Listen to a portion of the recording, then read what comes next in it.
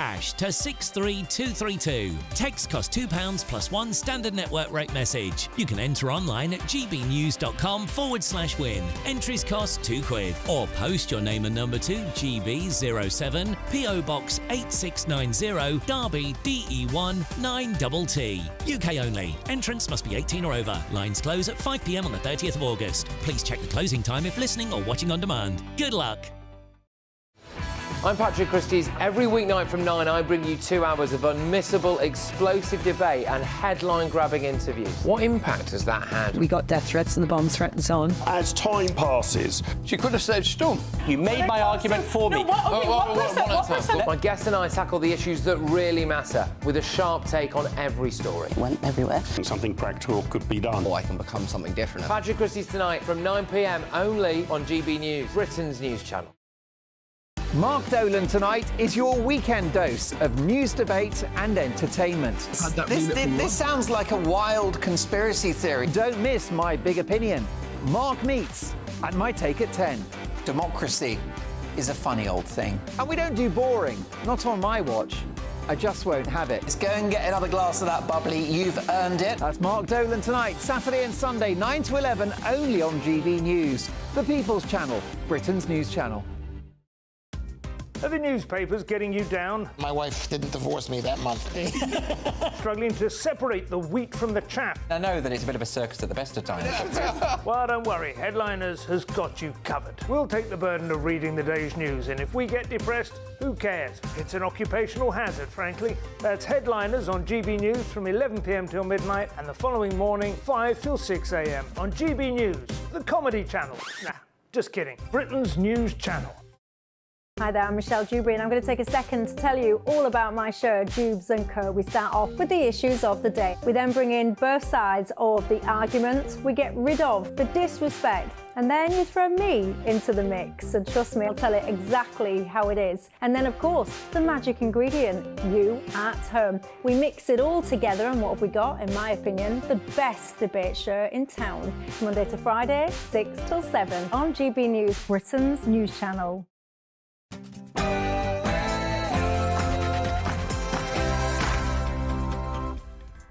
Hello and welcome to GB News on your TV and on your digital radio. I'm Andrew Doyle, standing in for Nana Akua, and joining me in the next hour is broadcaster and journalist Danny Kelly and the broadcaster and author Christine Hamilton. Coming up in a few moments, we'll be going head-to-head in Clash of Minds with GB News senior political commentator Nigel Nelson and political commentator Suzanne Evans. They'll be going head-to-head, and violence has erupted across the UK this weekend from Hull, Liverpool, Bristol, Manchester, Blackpool and Belfast as demonstrations turned violent. Algerian boxer Mani Khalif, the athlete at the centre of a gender eligibility storm, has advanced to the women's semi-final at the Olympics. 6 hopefuls are in the running to be the next Tory leader, as Dame Priti Patel has stated today that Reform UK should be defeated, not appeased. Strong words indeed. And for Outside this week at 5 p.m, I'm joined by a British reality star and a businesswoman. Can you guess who it is? Now, before we get started, let's get the latest news headlines.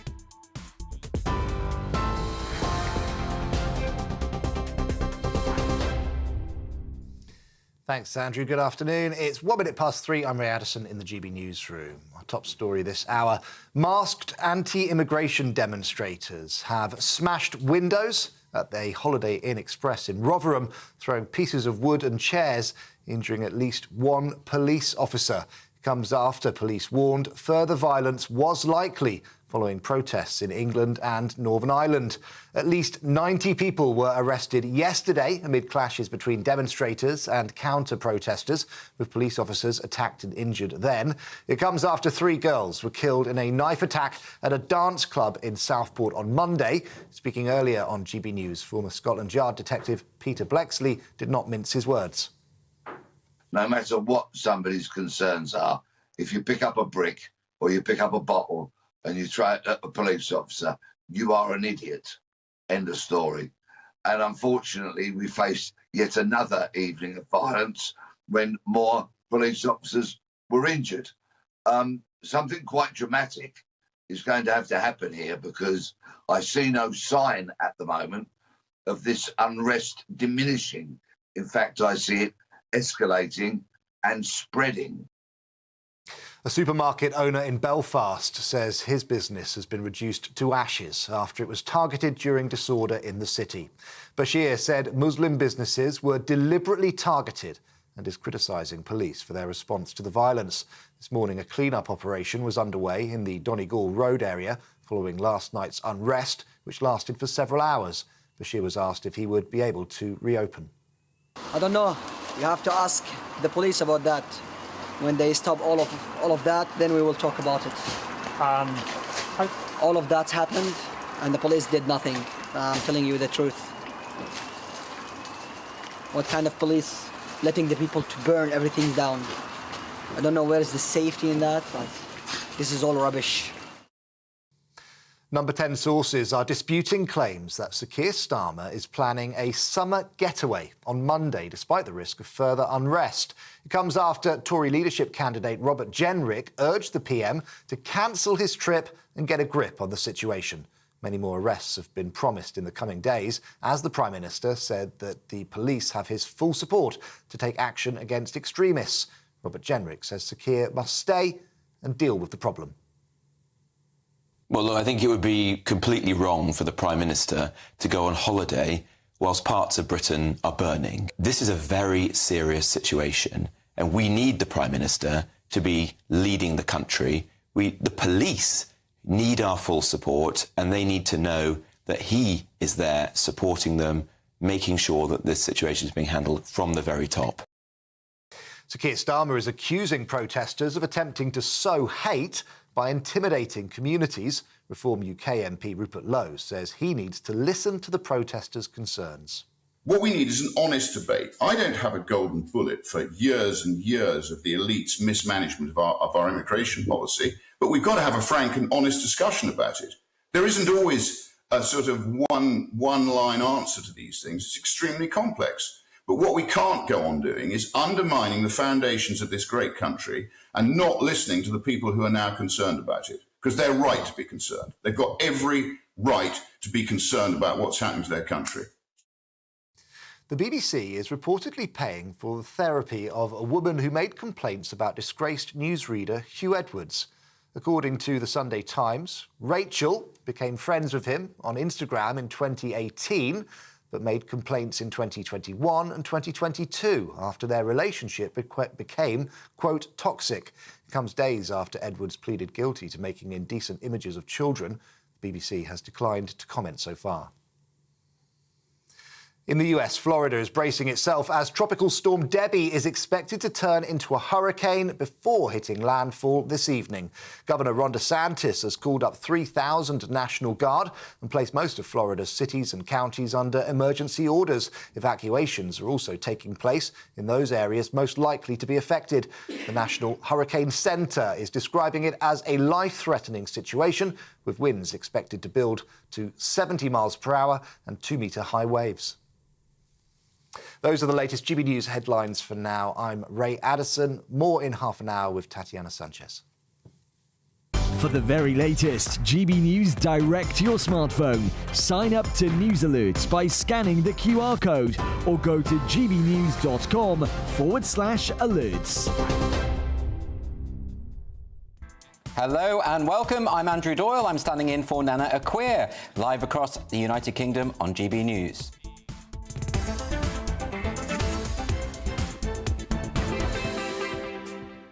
Violence has erupted in UK cities this weekend, with demonstrations turning violent. Just in the last hour, there's been a disturbance at a hotel in Rotherham, with hundreds of people gathering outside a hotel, and they're clashing with police. Over the weekend, protesters have been arrested, with injured police officers being treated for injuries. Late last night, ministers were in talks with the judiciary to have courts operate 24 hours in order to fast-track sentencing. The Prime Minister assured police of the government's full support to take all necessary action to keep our streets safe from thugs who sow hate. That's a direct quotation. Joining me now is GB News reporter Adam Cherry. Adam, thanks for joining me. Do you have any thoughts on these latest developments? Yeah, it's ugly stuff, isn't it? I mean, as you say, what we're seeing unfold as we speak in the last hour in Rotherham is horrible. In fact, there's a fire in that building. It looks like riot police, according to social media, again, this is all unfolding as we speak. It looks like the riot police are taking control of that and the fire may be now extinguished, but still, this cannot go on. And obviously, the immediate short-term response to this is necessary and needs to be serious. And so we saw some of that last night, the cabinet, or at least senior members of the cabinet, meeting to discuss that with the judiciary, and now moving forward with plans to activate what's known as the additional courts protocol, which means opening the courts for 24 hours to try and deal with the deluge of people coming in.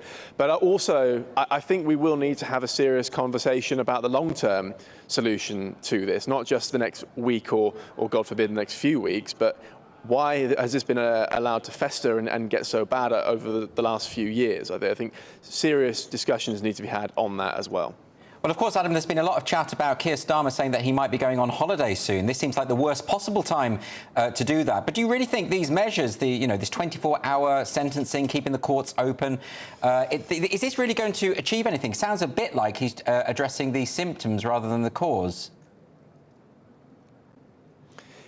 Yeah, I suppose so. I mean, it is a short-term measure. It did work in 2011 when Keir Starmer was the Director of Public Prosecutions. It was activated during the London riots, and it was seen as ultimately one of the measures that calmed things down a little bit, along with additional resources and policing on the streets, something which is also being discussed now as well. So perhaps, as for Keir Starmer going on holiday, well, Downing Street are pushing back on this a little bit. There's a little bit of spin going on here, because in the Times, where this was initially reported, that it was alleged that he would be going on holiday in a week's time, so in other words, next weekend. Well, Downing Street are saying, look, he's definitely not going on holiday on Monday, which clearly isn't the same thing. And as Ray Addison said in the bulletins there, you have Robert Jenrick and other leading Conservatives say this is inappropriate, Britain is burning effectively, and the Prime Minister needs to be behind his desk. He will also face accusations of hypocrisy on this, because in 2021, he said the same thing when he was in opposition, when Boris Johnson and Dominic Raab, who were then in government, went on holiday during the evacuation of troops in Afghanistan. You remember Parliament was recalled then, and as with now, there are suggestions that it should happen again. Parliament should return, having just gone on recess less than a week ago. So these are discussions which are being had. OK, Adam Cherry, thanks very much for joining us. Really appreciate those thoughts.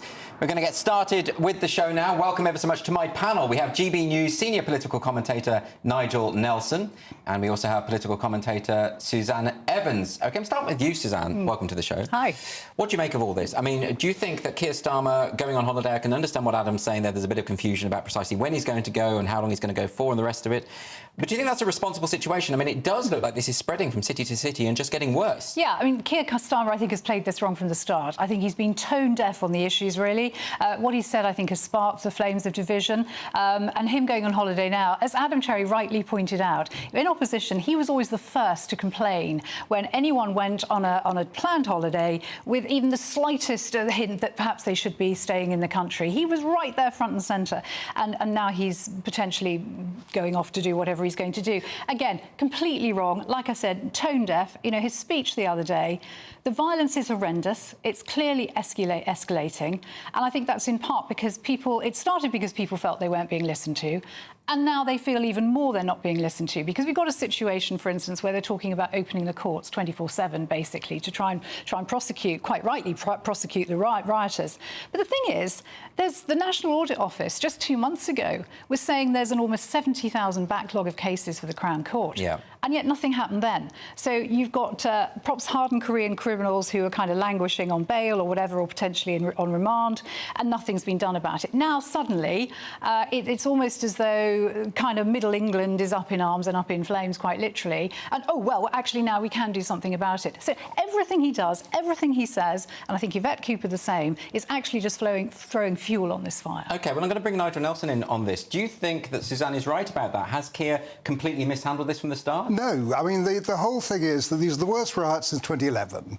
The way that they were dealt with was a major police presence, a huge crackdown, and eventually they were able to be controlled. controlled. Now, you've got to take these things in stages. The first thing to do is stop the rioters in their tracks.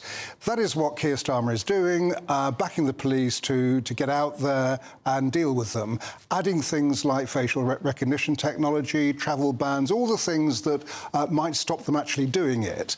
Then you move to the second stage, which I think that Suzanne was alluding to, about dealing with the issues behind it, social media, that at the moment you've got a situation where the far right is not organised. Hope Not Hate describes it more like a shoal of fish, because the organisations have more or less disappeared. So the result is you get one social media influencer who posts the date and time of a riot, and then it happens. Yes. That's all you actually need to make it work. So you must deal with social media, and finally deal with the people themselves, that these are people being manipulated by those who want to, who are out to destroy our country that they feel so patriotic about. So, Nigel, you make the point, though, that obviously Keir Starmer has to divide this into short-term solutions and then the long-term problems that need to be addressed. But did his speech really help? There were some who have argued that he has kind of lumped in people who are committing acts of violence, genuine far-right activists, with people who have genuine concerns about illegal immigration, and sort of put them together. And in a way, he's kind of inflaming tensions even more. Well, I mean, I would argue against that. I mean, what we're seeing at the moment is these are people from the far right, that they were former followers of the English Defence League, former followers of National Action. English Defence League has virtually disappeared. So you're talking about the rioters, you're talking about the people committing acts of violence. Yes. But what about the broader problem of people, of the generalised sense of resentment about the fact that nothing has been done to curb illegal immigration? Right. Those should be distinguished, shouldn't they, from the rioters? They should. But, I mean, those people are not going around torching police cars or setting fire to citizens' advice bureaus. I mean, that is a different thing. So if you start taking the things that the rioters appear to be complaining about, it is the murder of children. We're all against the murder of children. If they haven't got an answer to that, let's hear it. They talk about stopping the boats. They talk about curbing mass migration. Absolutely, these are mainstream issues that the last government and the present one are tackling. If these guys have an answer to it, what is that answer? Okay, I'm going to bring Suzanne in here. Yeah. You chuckled a little bit there to suggest you're a bit sceptical. I don't think it was a chuckle. I was more a sigh of, oh my gosh, where do we go, really? But I think the problem is, Nigel, I think what you're failing to appreciate here is you're saying the governments, this government and the last government, were tackling illegal immigration, were tackling stopping the boats, but they haven't. And you don't have to, an idiot can see that they've not done anything about this, and this is the problem that we've got. What I'm saying is, no one is coming up with an answer to it. It's all very well to go on the streets and protest about it and say, oh, something must be done. But Nigel, nobody's coming up with what is this something? What is it? That's the magic bullet. Is there a risk here, Suzanne, that the problem is that if you conflate the people who obviously should be condemned, the people who are committing acts of violence, which nobody in their right mind would support, if you conflate that with people who have legitimate grievances, and that's what's happening. Even though the grievances have been shared between those who commit acts of violence and those who don't, the problem is that if you conflate all of that, then, in other words, you start to imply that the very idea of opposing illegal immigration is in of itself far right. And this is exactly, you've hit the nail on the head, this is exactly my concern about this. So on Twitter, or X as it's now called, you've got a hashtag called Far Right Thugs Unite, which sounds horrific. But when you actually look at what's happening under that hashtag, you've got ordinary people saying, well, you know, Keir Starmer thinks I'm a far right thug, but here I am, I'm a nurse, I'm a doctor, I'm a charity worker. One guy posted, I'm actually a protection officer at the House of Commons, or was until I've just very recently retired. So people are very angry that they feel they are being lumped into this far-right thuggery bracket when they're not. They're just desperately ordinary people with ordinary jobs, doing ordinary good things, very concerned about the future of this country. Do you accept that, Nigel, that the people that Suzanne is describing will be among those who are saying that this violence is reprehensible and can never be defended? And I don't think they're being lumped into the far right. You don't think that's happened? No, I mean, that is not what Keir Starmer was talking about. He was talking about the people who are taking to the streets, who are throwing bricks, who are injuring police officers. He's not talking about general people or their more general concerns about things like immigration. Point I'm making is that the rioters aren't helping this situation. They're being badged up by people on social media who only want to do us harm. So on the basis of that, if they haven't got an answer, what is the point of going out on the streets and committing that violence? Finally, Suzanne, very quickly, do you accept Nigel's point that actually actually the Prime Minister made a very good job of distinguishing between those violent protesters and the people who merely have reservations about legal immigration. I don't think I did. And what concerns me is that, as so very often happens in these situations, the thuggery, the violence is going to be used to crack down and deprive ordinary people of freedom. You know, he's talking about restricting travel. He's talking about facial ID. These are things that we know that a lot of government... Not necessarily, well, so far, but, you know, we also had Lord Warney talking, the Labour peer talking about COVID-style lockdowns. That worries me. You know, the rioters are actually fuelling, again, also, I think, having more of our freedom stripped away from us, and that worries me. Well, we're short of time at the moment, but imagine having £30,000 extra in your bank to play with this year. Well, that could be yours in our latest Great British Giveaway, as we're giving away our biggest cash prize so far this summer. Do you want to be the next big winner? Why wouldn't you? Well, here's how it could be you. Don't miss out on your chance to win a whopping £30,000 in tax-free cash to spend however you like. It's extra cash that could really make a difference to your coming year. You could find yourself on that holiday you've always wanted to take, buy that treat that always seemed out of reach, or just send some of those day-to-day financial stresses packing. £30,000 could be yours. For another chance to win £30,000 in tax-free cash, text CASH to 63232. Text costs £2 plus one standard network rate message. You can enter online at gbnews.com/win. Entries cost £2. Or post your name and number to GB07, PO Box 8690, Derby DE1 9TT. UK only. Entrance must be 18 or over. Lines close at 5 p.m. on the 30th of August. Please check the closing time if listening or watching on demand. Good luck. You're with Andrew Doyle. I'm standing in for Nana Akua on GB News, on your TV and on your digital radio. Next, Algerian boxer Imani Khalif has advanced to the women's semi-final. But has this controversy highlighted unfairness in women's sport?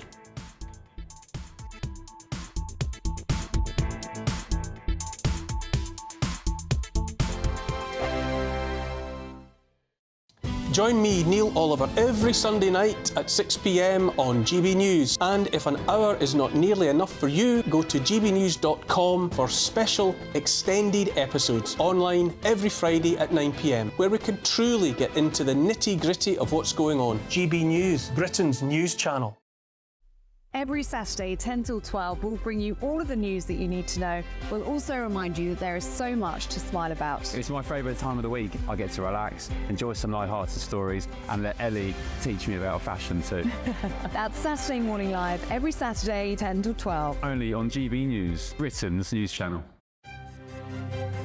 GB News Breakfast, every day from 6 a.m. Tom, dying to talk to you about this. Transport for London, right? They run the buses and tubes and things in London.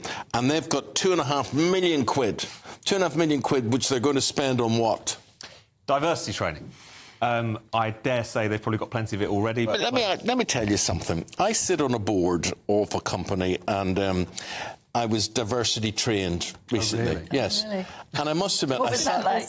Well, I think it was like stating the bleeding obvious, right? So you sit there and you say, well, why would I do that? Or why would I treat someone like that? I wouldn't do that in the first place. I don't need to be trained in this. And you just sat there for 6 hours while people told you the obvious. But what do you think of spending that amount of money for Transport for London? It's crazy, because on the one hand, do we need this diversity training? The TfL is an incredibly diverse workforce already. The idea that there are barriers to entry there doesn't seem to make a lot of sense. Also, as you say, these things are commonsensical, really. And to the point, sometimes they can become problematic because they're not just saying, you know, be open and tolerant of people and so on. It's actually preaching a more kind of divisive sort of rhetoric to people, which can be a big problem in the workplace. You get your diversity training from your boss or somebody, don't you? Somebody pulls you up and says, you don't talk to people like that. This is how you talk to them. That's it. Done. It should be that simple. Spend 6 hours in front of... And I know that in the grand scheme of things, £2.5 million is kind of money down the back of the sofa. But at the same time, my local tube station just closes early on random nights of the week because of the fact that they haven't got enough staff. 4 years ago, there were 655 people at City Hall earning over £100,000 a year. People might argue that's 655 too many. There are 1,100 now. 4 years later. 1,100? Actually, 1,142 to be precise. The People's Channel. We're proud to be GB News, the People's Channel, and as you know, we always love to hear your views. Now, there's a new way of getting in touch with us at gbnews.com/yoursay. By commenting, you can be part of a live conversation and join our GB News community. You can even talk to me, Bev Turner, or any of the members of the GB News family.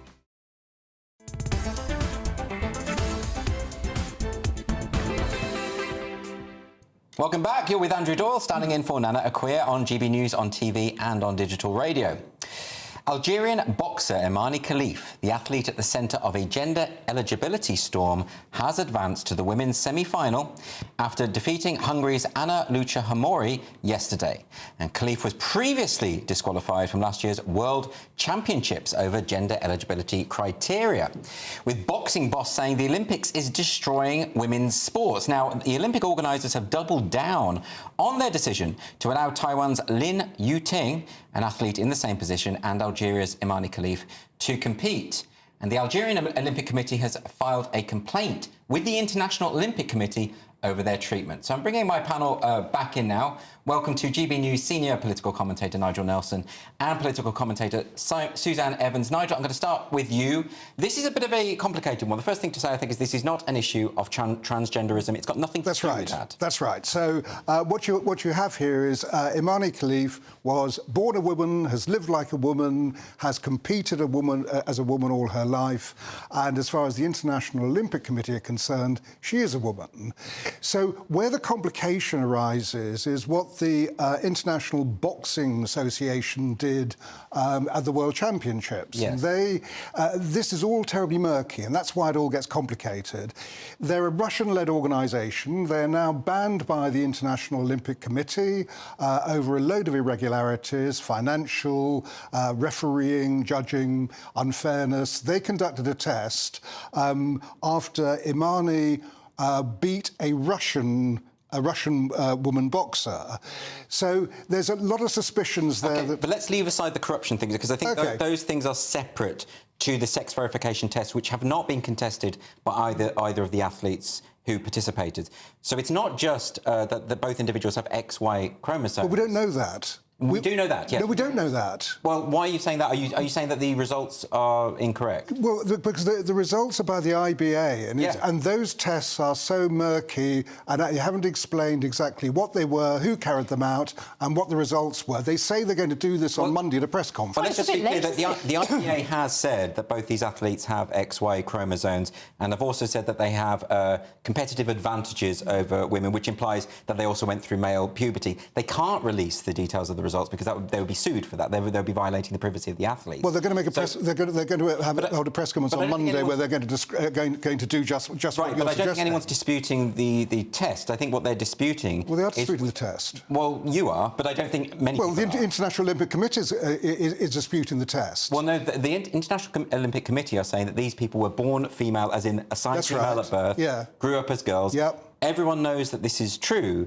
What seems very, very likely... And they're disputing the test because they do not know exactly how the tests were done, what tests were done, and who carried them out. So what we need is clarity, because at the moment, the assumption has to be, or the likelihood is, that both of these athletes have DSD, or a different sex development. They might have. And if that is the case, surely they... in that case, Nigel, if it is to be completely verified and determined that they do have DSD, should they be excluded from women's sports? Well, then you've got to get to a completely complicated area about how different people have different hormones, regardless of their sex. OK, I'm going to bring in Suzanne Evans. Yeah, so let's just we're not talking about hormones here. Right. We are testosterone. Right, sorry, Suzanne. So, being very clear about this, it's very unlikely that the Olympic Committee will dispute that the actual results of the test. Let's take that. I mean, it is very unclear at the moment, and what would be really helpful is if the athletes themselves were to release the results of the test. They didn't contest it at the time. Yeah. It would clear things up straight away.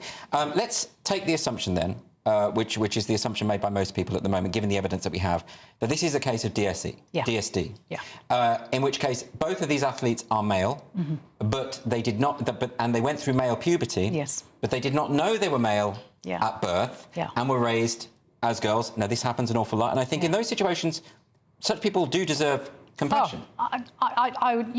My heart cries out for anyone who's in that position, and I have had close friends who've been in that position, and it's horrific. And yes, ultimate sympathies, awful. But at the same time, you have to protect sport integrity. You have to respect women. Nobody ever set up the Olympics thinking that wife beating was effectively going to be an Olympic sport. Yeah. And that's kind of what we're looking at here, I think. When you have a top athlete like the Italian boxer Andrea Carini, who literally has 2 punches and says, that's it, I'm out of here. She has trained for 4 years to get to the Olympics. And just after 46 seconds, she is so in fear of her life. As she said, I had to preserve my life, that she feels she has to bow out of the competition that she has worked so hard to achieve. You think there is something horribly wrong here that should not be allowed to continue. Suzanne, if it were the case that the results were sort of brought out into the open, everything was transparent all of a sudden, and in fact were the case that both of these athletes are indeed female, that they were just unnaturally strong or strangely strong, would you then say, OK, they should be in the sport? It's a really difficult one. I think if you've got such high levels of testosterone that you're put at a competitive advantage and are posing a danger to others, then I still don't think it should be allowed. Personally, that's my personal But that's a safeguarding issue, isn't it? It is. Absolutely. So, Nigel, this is the point, is that we're talking here about safety. But let's take a parallel example, the example of the athlete Christys, who is a middle-distance runner who does have DSD. In fact, is male, but was raised as female. Would you say, given your position on this, would you say that Christys should be able to compete in women's sport? Yes, I would, because, on what grounds? Because she is a woman. Well, what is a woman? Oh. I'm asking that seriously. Because, all right. Obviously, a woman is an adult female, but then we start getting into the trans debate, don't we? And a woman then is somebody who has chosen to live as a woman for 2 years what in does this living country. as a woman mean? All right. It means living in your acquired... If you wanted a gender recognition certificate in this country, yes. What it means is you must have a diagnosis of gender dysphoria. You must then live in your acquired gender for 2 years, satisfy a gender recognition panel, all those things have happened. At that point, you are officially a woman for all official purposes. So passport, passport, birth certificate. We're talking about wearing traditional women's clothing, behaving in traditionally feminine ways. That's right. Wouldn't it be simpler, in terms of athletes, in terms of sports, for us to just designate it as follows and say a female is someone whose body anatomically is predicated on the notion of developing large gametes, and a male body is one predicated on the notion of developing small gametes. And that would solve all of this, wouldn't it? Because Christys is male. Well, I would say that she's a woman. But according to those definitions, according to the biological definition, she is male. Then we come to... We're now confusing two things, because we're now getting into the whole trans woman... No, we're not. I'm not getting into trans at all. What I'm talking about is very clearly, biologically designating that there are only two sexes. No one has ever changed that. That's fine. Right? We agree on that and one. we agree, therefore, that Christys, with testes that did not develop as secondary sex characteristics, remain inside the body. Christys is male. There's no getting around that. That's a matter of fact. So my question is, do you think that under certain circumstances, a male athlete can compete in women's sports, given that condition? Yes, but obviously what it depends on a little bit is the sport. So if somebody who has been through male puberty is stronger than another competitor, yes, and that matters in that particular sport, then like boxing, for instance, like boxing, yes. Then we're in a whole different ballgame. Oh, I see. So if it is determined definitely that Lin Yuting and Imani Khalif did go through male puberty, you would say they shouldn't be in that sport? Yes, in the event that they are male, they should not be in women's sport. And that's my point earlier that's contested about the XY chromosome bit. But it seems from what we've seen, Suzanne, so far, that it is very, very likely that these two athletes did, in fact, go through male puberty. So by Nigel's own definition, they shouldn't be in this match. I think that's right. And when you look at how tough sporting community is on even kind of minor performance-enhancing drug abuse, and then you've got something like this happening, which gives you a massive advantage, then I don't really understand there should even be a debate about this. But then, from their perspective, they've grown up as female. As you I know, said- so to suddenly say to them, we have to take your whole vocation I know, away. terribly Isn't sad. that terribly cruel? It is terribly And if cruel they- and if very they- hard. And if they were but- in America, the US Boxing Association would allow them to compete. Okay, so Yeah, but you know, ultimately, particularly I think when you've got a sport like boxing, which is potentially very dangerous for their opponent, it can't be allowed. I'm sorry. I think the only sport in which men and women can really compete on an equal basis is equestrian sport. Which they do. Which they do. Very interesting. OK, you're with Nana Akua on GB News. It's actually Andrew Doyle sitting in for Nana Akua, in case you hadn't noticed. Still to come, Dame Priti Patel has stated today that Reform UK should be defeated, not appeased. But first, we've got the latest news headlines.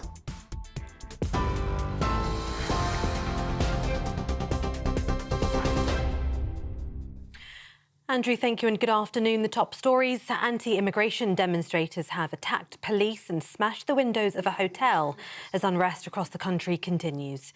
Masked rioters threw lengths of wood and sprayed fire extinguishers at police officers outside a Holiday Inn Express in Rotherham.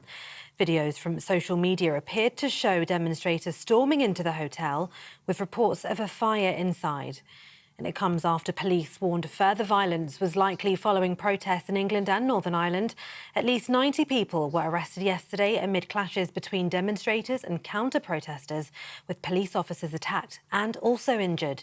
It comes after 3 girls were killed in a knife attack at a dance club in Southport almost a week ago.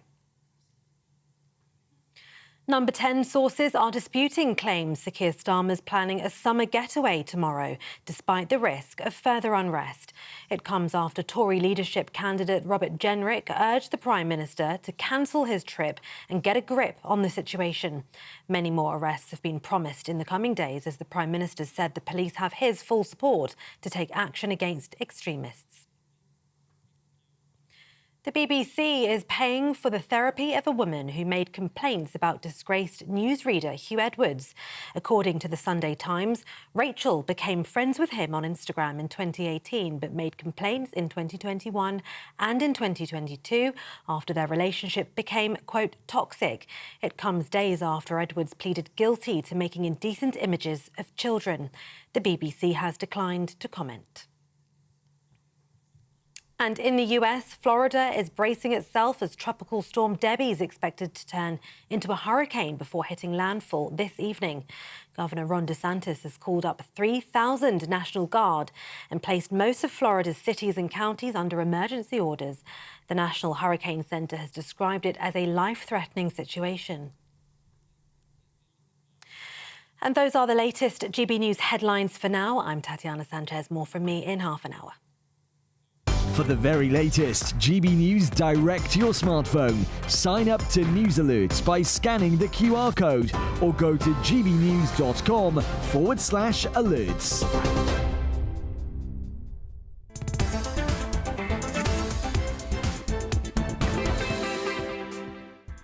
Coming up, the United States deploy additional warships and fighter jets to the Middle East to assist Israel's defence. We're going to be back after just a short break.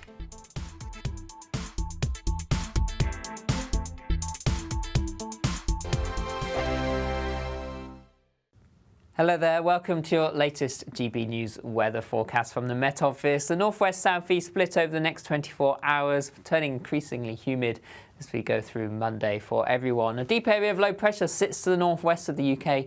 Outbreaks of heavy rain pushing into parts of western Scotland in particular. Met Office warning in force from this evening onwards. Here we could see 50 to 75 millimetres of rain falling over 24 hours or so, leading to some local disruption. So the rain continues through the evening and overnight across Scotland, Northern Ireland. England and Wales generally dry with some clear spells in the east. Western areas generally cloudier with some patchy rain over the hills. But that humid air moving in, so temperatures overnight dropping no lower than 15 or 16 Celsius in places.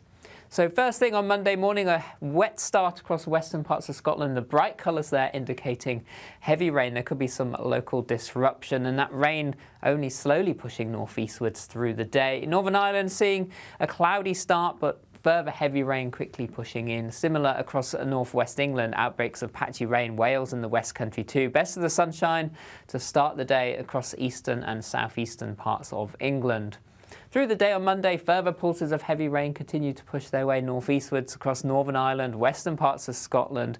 The Met Office warning out until 9 p.m. in the evening time, so there could be some local disruption through the day. Generally, further south and east, drier and brighter, but quite a bit of cloud. A very humid day, temperatures 25 to 27 Celsius in the sunnier spots. A little breezy across the northwest as well. Into the evening time on Monday, this weather front just starts to slip its way southeastwards, but just still notice some heavy bursts running along it across western parts of England and Wales. And then it's a mixed picture through the rest of the week. There will be some showers at times. Temperatures on the warm side in the south. If you want your news to be straight talking, this is a nightmare for the Conservatives again. Down to earth. It's not just Nottingham where this is happening, is it? And most importantly, honest. Hard-working, middle-class taxpayers, they'll get their book thrown at them. They catch me, Martin Daubney, Monday to Friday, 3 till 6 p.m. on GB News, Britain's news channel. I'm Christopher Hope. From pop stars to politicians, I'll interview anybody in a pub who's got a political opinion. Join me every Friday on Spotify, Apple Podcasts, YouTube or gbnews.com, or wherever you get your podcasts. This is GB News, the People's Channel.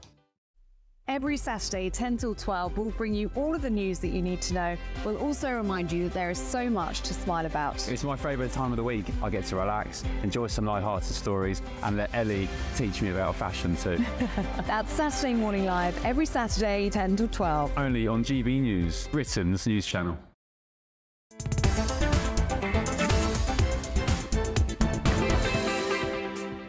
Welcome back. Here with Andrew Doyle. I'm standing in for Nana Akua on GB News and on digital radio. 6 hopefuls are in the running to be the next Tory leader. Robert Jenrick has launched his campaign and has blamed the Tories' election defeat on failure to deliver controlled migration and secure borders. Meanwhile, Dame Priti Patel has stated today that Reform UK should be defeated, not appeased. And she emphasised that Nigel Farage is a friend, but that she would not allow him to, quote, destroy the Tories. Very dramatic. Who's going to be the next Tory leader? Let's ask our panel. We've got GB News senior political commentator Nigel Nelson and political commentator Suzanne Evans. Suzanne, do you have a favourite? I don't really. No, I think they're all very good candidates. I think probably it's going to be Kemi. That's my gut feeling, but we shall see. She was overwhelmingly popular with the party membership last time, and they completely went elsewhere, didn't they? Yeah, I think they probably felt that she hadn't got enough experience at that point. But now, of course, she's done some time as a business and trade secretary, and I think she's done very well at that. Who are the other candidates? Well, we've got Mel Stride, who I think was a very good member, chair of the Treasury Select Committee. However, he's saying he wants to be the unity candidate, which kind of makes me think that's not going to work, because I don't think what the party needs now is unity. Okay. I think it needs an attack dog. I think they're in opposition now. They need somebody who can really take the fight to Labour. And I think Kemi at the dispatch box has already shown she can do that. Okay. And, of course, the other thing, being a black female Tory party leader, will really annoy Labour. And I don't think there's any harm in that, because, you know, they've never even had a woman leader, let alone a woman and a black leader as well. Okay, so that's another way in which I think she can wind them up. An attack dog, Nigel. I mean, look, what is absolutely true about Kemi Badenoch is that she isn't afraid to have confrontation. She doesn't shy away from it. And she's always very well informed before she goes into a fight. So it's always good to watch, you know. I agree with all that. And do you think that she does now have the experience? Do you think that those concerns have kind of faded away? Well, you know, as you wouldn't be surprised to know, I'm not a Conservative Party member and I don't have a vote in this particular election. I think the problem with Kemi and the problem with Robert Jenrick is this idea that the Tories must swing to the right. They've just been defeated by a left-of-centre party overwhelmingly. The idea they think that the answer to this is to go further right seems to be absolute nonsense. Well, so, you don't think that the voters are getting frustrated that the Conservative Party are no longer Conservative? Well, they rejected them so monumentally last time. Oh. And did they reject them because they were too left-wing? I would have thought that's pretty unlikely. Suzanne, it's you couldn't be more wrong, Nigel. Suzanne's mumbling over there. Why do you think the electorate deserted them in droves, and particularly their typical support base? Because it felt to me like 1997 all over again, when the Conservatives had failed so utterly and so abjectly and had become, in a sense, so complacent about their electorate, and were doing such a bad job that people people voted for Tony Blair, who I have to say was a much more charismatic leader, I think, than Keir Starmer was, which is probably why he only got 20% of the vote in real terms. If you look at the number of people who actually bothered to turn up to vote, Labour only got 20%, actually. But it feels like 1997. It wasn't that the Tories lost the election. It was that Labour won it because the Tories were so bad. Well, sorry, the Tories did lose the election. I'm getting myself muddled up here. You know, they actually caused Labour to win. I don't think a lot of people who voted Labour this time really wanted to be Labour. I don't think they're particularly left-wing, and I think you're utterly wrong. The Tories lost support because they weren't right-wing enough. I think one of the they were practically Labour. We've seen, what's the difference? Nigel, that clearly from the last two results, the fact that you had Tories with an 80-seat majority, this time you have Labour, 412 seats, but ultimately it means that all votes are always up for grabs now. You can't rely on there being left-wing voters and right-wing voters. What we've seen very much is you've got to win the argument. Don't you think, though, that someone like Kemi Badenoch, who is popular with the electorate, is that person? Well, she may be popular with the Tory party electorate. I don't think she's necessarily popular with the electorate as a whole. And the point I'm making there is that if the Tories carry on the infighting, and that's what happens if you have Kemi Badenoch and Robert Jenrick doing it, you're going to have a problem. Priti Patel has an opportunity, if we're looking for a candidate who might break through the middle, has the opportunity of actually unifying both the right and the left and getting the votes of the membership. Now, I know she had a checkered career at the Home Office, but at the moment, if you look at the various candidates who are there, you either go Tom Tugendhat, left-wing, although his leaving the ECHR thing has been odd. That's nice. Or you go Mel Stride, James Cleverly there, safe pair of hands. Then you've got Priti. You may have the attack dog that, in fact, that Suzanne is just talking about. That's a good point that Nigel makes, is that that Priti Patel does fall into that category of attack dog, insofar as, you know, she's pretty candid. Yeah, she does. She does, actually, and I think, again, she'd be a very good candidate, and again, probably annoy Labour for the same reasons that I said that Kemi would as well. So it's interesting. No, I'm not a member of the Conservative Party either, so I think both me and Nigel are talking about things that we've not really got any skin in the game, but of course we've both got skin in the game about how our country turns out and how it's run over the next, if not this 5 years, then the next 5 years. We've all got skin in the game insofar as if this person is going to be the future Prime Minister. It does affect us all, doesn't it? Which is unlikely. And they probably won't go through all the way through to the next election. Well, let's see, but I mean, I'd be very interested as well to see what you think of Tom Tugendhat and James Cleverly as possible candidates. Nigel said he's very left-wing, so I don't think Tom Tugendhat would be my kind of Prime Minister, Tory party leader.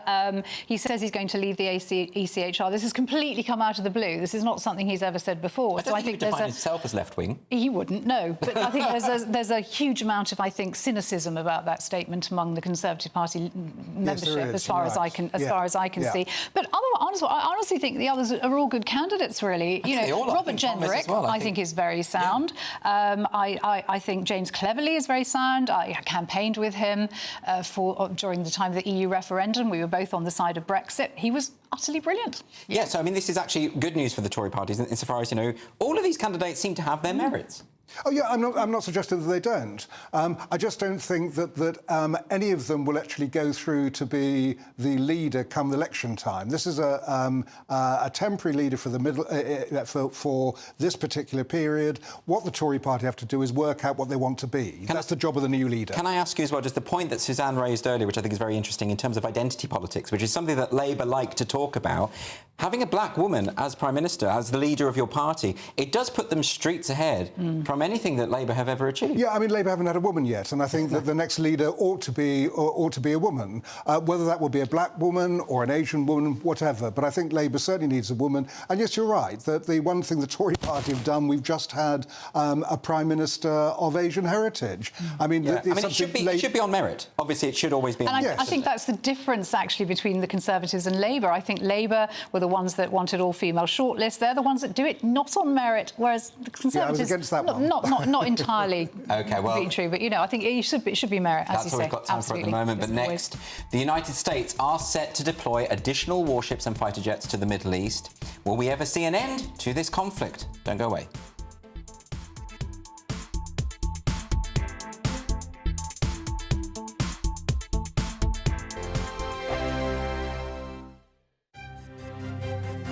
GB News Breakfast, every day from 6 a.m. football and gambling can go hand in hand and cause long-term problems.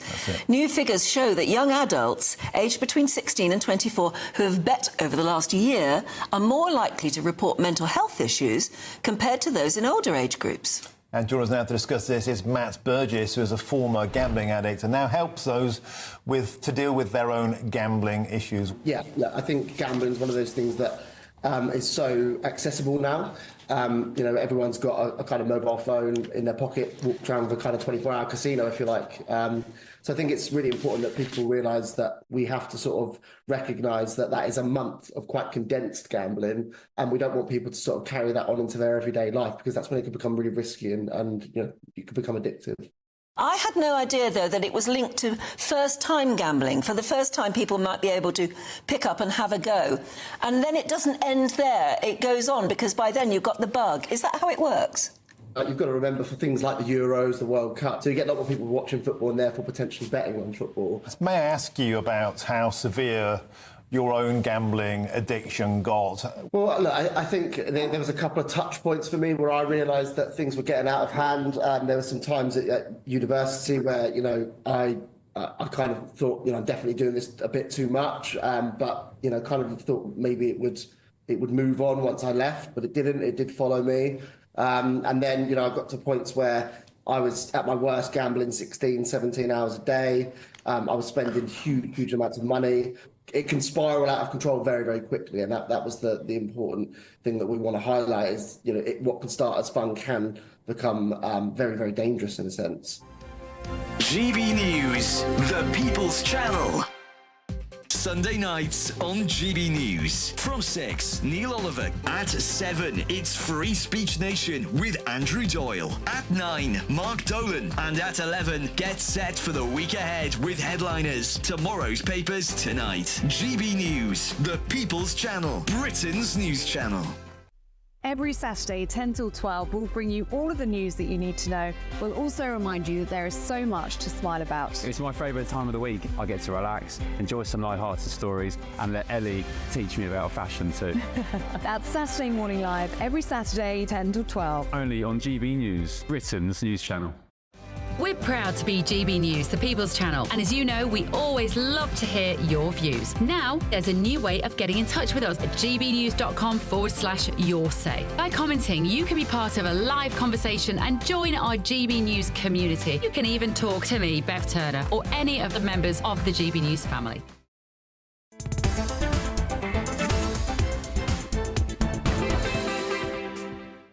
Welcome back. Your eyes aren't deceiving you. I'm Andrew Doyle. I'm sitting in for Nana Akua. Now, the United States are set to deploy additional warships and fighter jets to the Middle East to assist Israel's defence from potential attacks by Iran and its proxies. Tensions in the area are high following the assassination of Hamas leader Ismail Haniyeh and a key Hezbollah commander. The Pentagon has prepared the missile defence forces for deployment, emphasising its ironclad commitment to defend Israel. So are we ever going to see an end to this conflict? Well, let's ask my panel. We have GB News senior political commentator Nigel Nelson and political commentator Suzanne Evans. Nigel, I want to ask you about this. If Hezbollah are involved, if the conflict with Lebanon escalates, this is very, very bad news. It is bad news. I mean, British citizens have been told to leave Lebanon now and certainly not to travel there at the moment. So, yeah, the room for escalation is huge. The big problem, as always, and the one that Israel most fears, is Iran. Yes. So if Iran comes into the war, then the whole thing really will escalate. Well, they've sent missiles over towards Israel before, haven't they? They have, yeah. They didn't... it was a bit half-hearted. Well, they were deflected. Yeah. So... but, I mean, Iran could still... Iran is the one that Israel most fears. I mean, Israel's a bit like a house on a housing estate where all your neighbours are trying to throw bricks through the window. Yes. So everybody is after them, but they're particularly worried about Iran. But particularly with Hezbollah, because, when we talk about the rockets coming over from the Gaza Strip, actually, in Hezbollah's case, in Lebanon, they have a lot more. They are better bigger, armed. they're bigger, better armed, and again, thanks to Iran, and a much more worrying organisation. So far, Hezbollah have wanted to stay away from the war, apart from making a few rocket attacks or whatever. Well, there were quite a few the other day. I think there were 50. Yes, I mean this is where the escalation is coming. Yeah. So the danger is that Israel will. They've already been hit Lebanon, but I mean with this assassination, but they might hit Lebanon. But it is Iran the big one, and when it comes down to the big question about America putting more hardware in the region, yes. if that acts as a deterrent, yes, that is good. Well, Iran has been very clear about this. I mean, they're saying that Israel has crossed all sorts of red lines with this latest assassination. I don't know what they expected them to do, but I mean, this seems pretty par for the course during wartime. I mean, I think my reaction to this really is I'm quite pleased that America has suddenly again found its support for Israel. There was a time I felt when the US was backing away from supporting Israel, and now we have it back front and centre again, absolutely determined to support Israel, which I think is very, very good news. I mean, indeed. Joe Biden was concerned about losing his support base, when it comes to the Israel question. I suppose he was, but whether it's a political decision or not, I personally think it's the right decision. Nobody wants war. Though, as well. I mean, the American position is still a ceasefire in Gaza, release of the hostages. So that side of it hasn't changed. What they don't want is a major war in the region involving several countries. But what can happen at the moment? How can this be de-escalated when obviously Israel has to finish the job? Yeah, it's got to finish the job, because if it doesn't, it's unthinkable, frankly. Yes. If we have Hamas winning this war with the backing of Hezbollah, with the backing of other rogue states in the Middle East, then the world future looks very, very different and actually very, very frightening. The solution doesn't have to be a win for either side. The solution has to be a ceasefire leading to a long-term peace. But Nigel, there was... those hostages. But it's finding that, isn't it? I mean, Hamas is committed to wiping Israel off the map. And there was a ceasefire before October the 11th, before October the 7th last year. Hamas will probably not be in control of Gaza at the end of all this, and at least if you've got the Palestinian Authority in control, they recognise Israel's right to exist. And then we're on our way to the two-state solution, which ultimately is the only way to bring peace to the area. But what about the Hamas leadership based in other countries? In Qatar, for instance? Yeah, I mean, Hamas will never be wiped out, but they might be wiped out as a military force in Gaza at the end of all this. Yes. Either way, whatever the peace deal is for Gaza, the next stage has got to be to make that ceasefire permanent and then head towards the two-state solution that the West has been demanding for so long. But very troubling at the moment on that border, given this escalation. Absolutely. And the thing is, there are always going to be those rogue elements, even if there is a ceasefire and even if there is a two-state solution, that are going to want to keep this war going. And that's the problem. And as I've said all along, there would be a ceasefire tomorrow if those hostages were released. But they just won't release them. Well, that is something, isn't it? That is something that could be done. Yes, it is. I mean, whether or not it would work quite that way is the whole thing is that they have to work in tandem. Yes. Quite clearly that if Israel guarantees that ceasefire, guarantees they'll move out of Gaza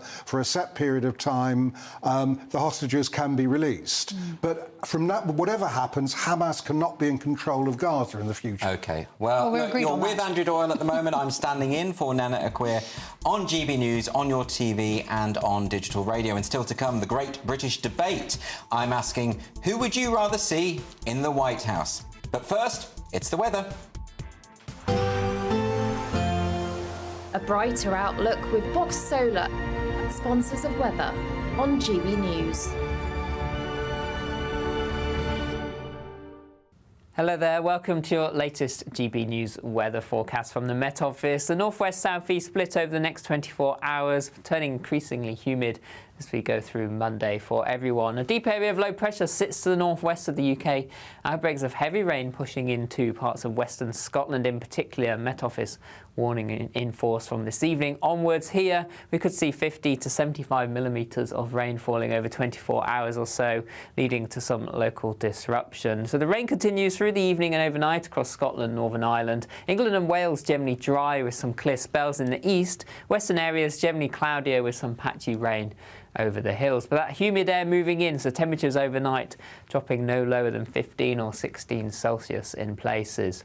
So first thing on Monday morning, a wet start across western parts of Scotland. The bright colours there indicating heavy rain. There could be some local disruption, and that rain only slowly pushing northeastwards through the day. Northern Ireland seeing a cloudy start, but Further heavy rain quickly pushing in. Similar across northwest England, outbreaks of patchy rain. Wales and the West Country too. Best of the sunshine to start the day across eastern and southeastern parts of England. Through the day on Monday, further pulses of heavy rain continue to push their way northeastwards across Northern Ireland, western parts of Scotland. The Met Office warning out until 9 p.m. in the evening time, so there could be some local disruption through the day. Generally, further south and east, drier and brighter, but quite a bit of cloud. A very humid day, temperatures 25 to 27 Celsius in the sunnier spots. A little breezy across the northwest as well. Into the evening time on Monday, this weather front just starts to slip its way southeastwards, but just still notice some heavy bursts running along it across western parts of England and Wales. And then it's a mixed picture through the rest of the week. There will be some showers at times. Temperatures on the warm side in the south. Looks like things are heating up. Boxed boilers, sponsors of weather on GB News.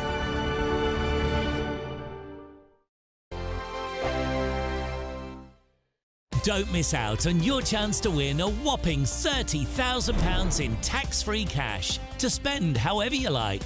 It's extra cash that could really make a difference to your coming year.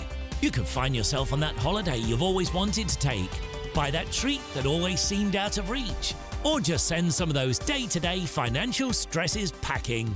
£30,000 could be yours. For another chance to win £30,000 in tax-free cash, text CASH to 63232. Text costs £2 plus one standard network rate message. You can enter online at gbnews.com/win. Entries cost £2. Or post your name and number to GB07, PO Box 8690, Derby DE1 9TT. UK only. Entrance must be 18 or over. Lines close at 5 p.m. on the 30th of August. Please check the closing time if listening or watching on demand. Good luck. Good afternoon, Britain. Your lunchtime update on the stories that matter across the UK. From breaking news and insightful analysis, inspiring stories and lively debates. You're comparing yourself to a former Prime Minister. Which is it? Stay informed, stay updated, stay entertained. I just don't know how anyone would not want to be there. Every weekday from midday. We are Good Afternoon Britain, only on GB News. Britain's news channel. Hi there, I'm Michelle Dewberry and I'm going to take a second to tell you all about my show, Jubes and Co. We start off with the issues of the day. We then bring in both sides of the argument. We get rid of the disrespect. And then you throw me into the mix. And trust me, I'll tell it exactly how it is. And then, of course, the magic ingredient, you at home. We mix it all together and what have we got, in my opinion, the best debate show in town. Monday to Friday, 6 till 7 on GB News, Britain's news channel. Welcome to State of the Nation, daily plunge into the stories shaping our country. I'm Jacob Rees-Mogg, and Monday to Thursday we bring you the insights, the facts, the truth about how our country is being governed. Because what happens in Downing Street matters down your street. Tune in to State of the Nation every Monday to Thursday, 8 to 9 o'clock. Only on GB News, the People's Channel, Britain's news channel. I'm Patrick Christys. Every weeknight from 9, I bring you 2 hours of unmissable, explosive debate and headline-grabbing interviews. What impact has that had? We got death threats and the bomb threat and so on. As time passes, She could have saved Storm. You made my argument for me. My guests and I tackle the issues that really matter with a sharp take on every story. Went everywhere. Something practical could be done. Or I can become something different. Patrick Christys tonight from 9 p.m. only on GB News, Britain's news channel.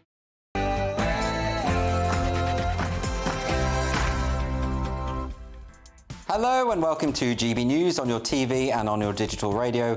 I'm Andrew Doyle. I'm standing in for Nana Akua. Coming up today for the Great British Debate this hour, I'm asking who would you rather see in the White House? It's as Donald Trump's son Eric tells GB News' Ben Leo Kamala Harris lied to the American people. He also believes that the media treat Miss Harris like she's walking on water.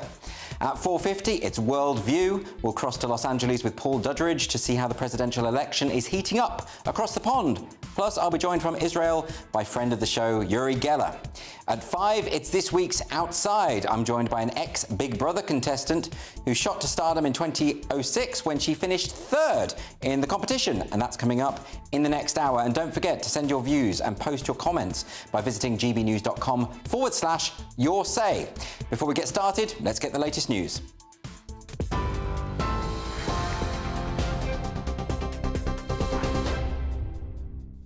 Andrew, thank you and good afternoon. The top stories from the GB newsroom. Anti-immigration demonstrators have attacked police and smashed the windows of a hotel as unrest across the country continues.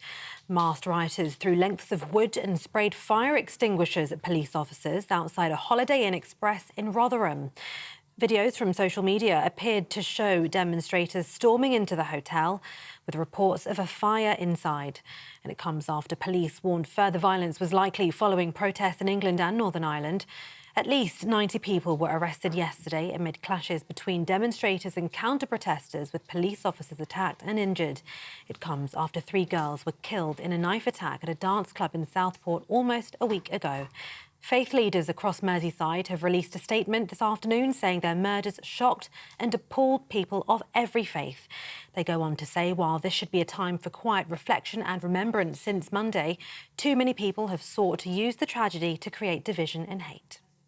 No matter what somebody's concerns are, if you pick up a brick or you pick up a bottle and you try it at a police officer, you are an idiot. End of story.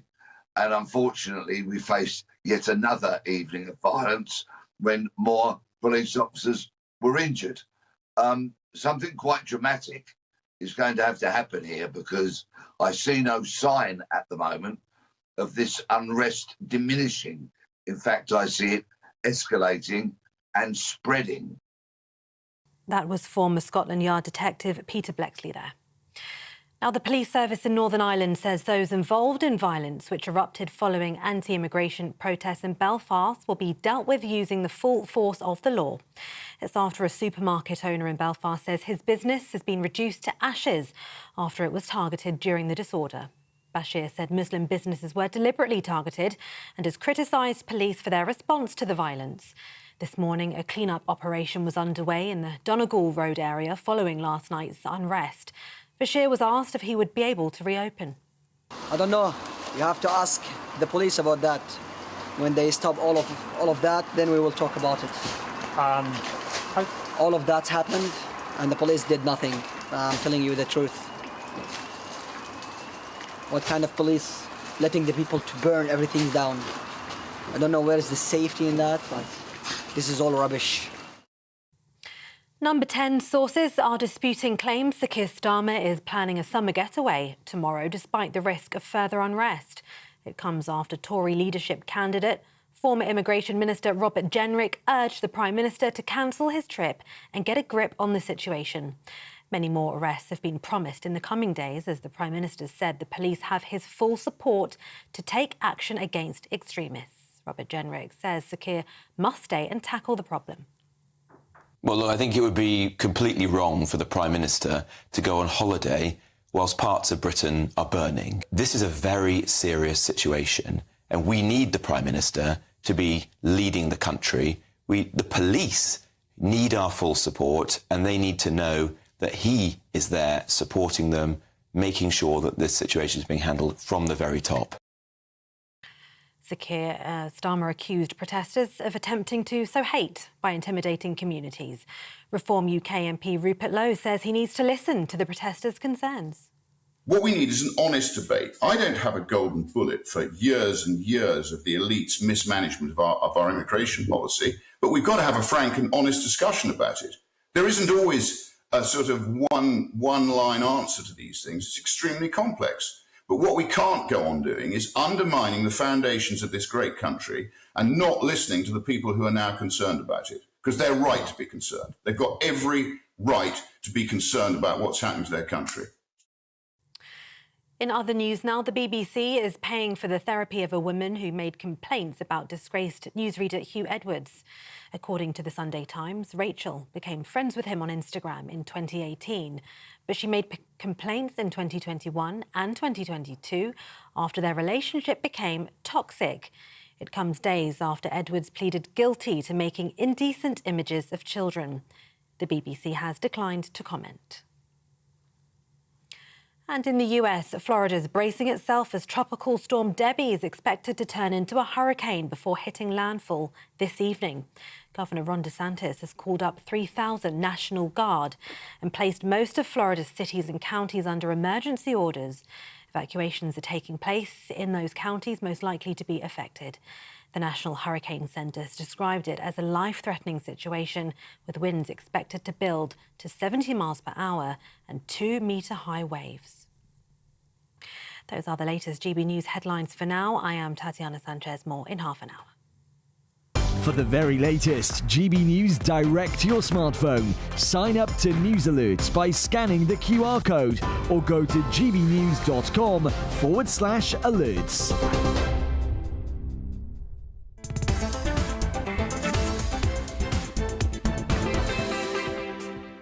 Hello and welcome to GB News on your TV and on your digital radio. I'm Andrew Doyle, sitting in for Nana Akua.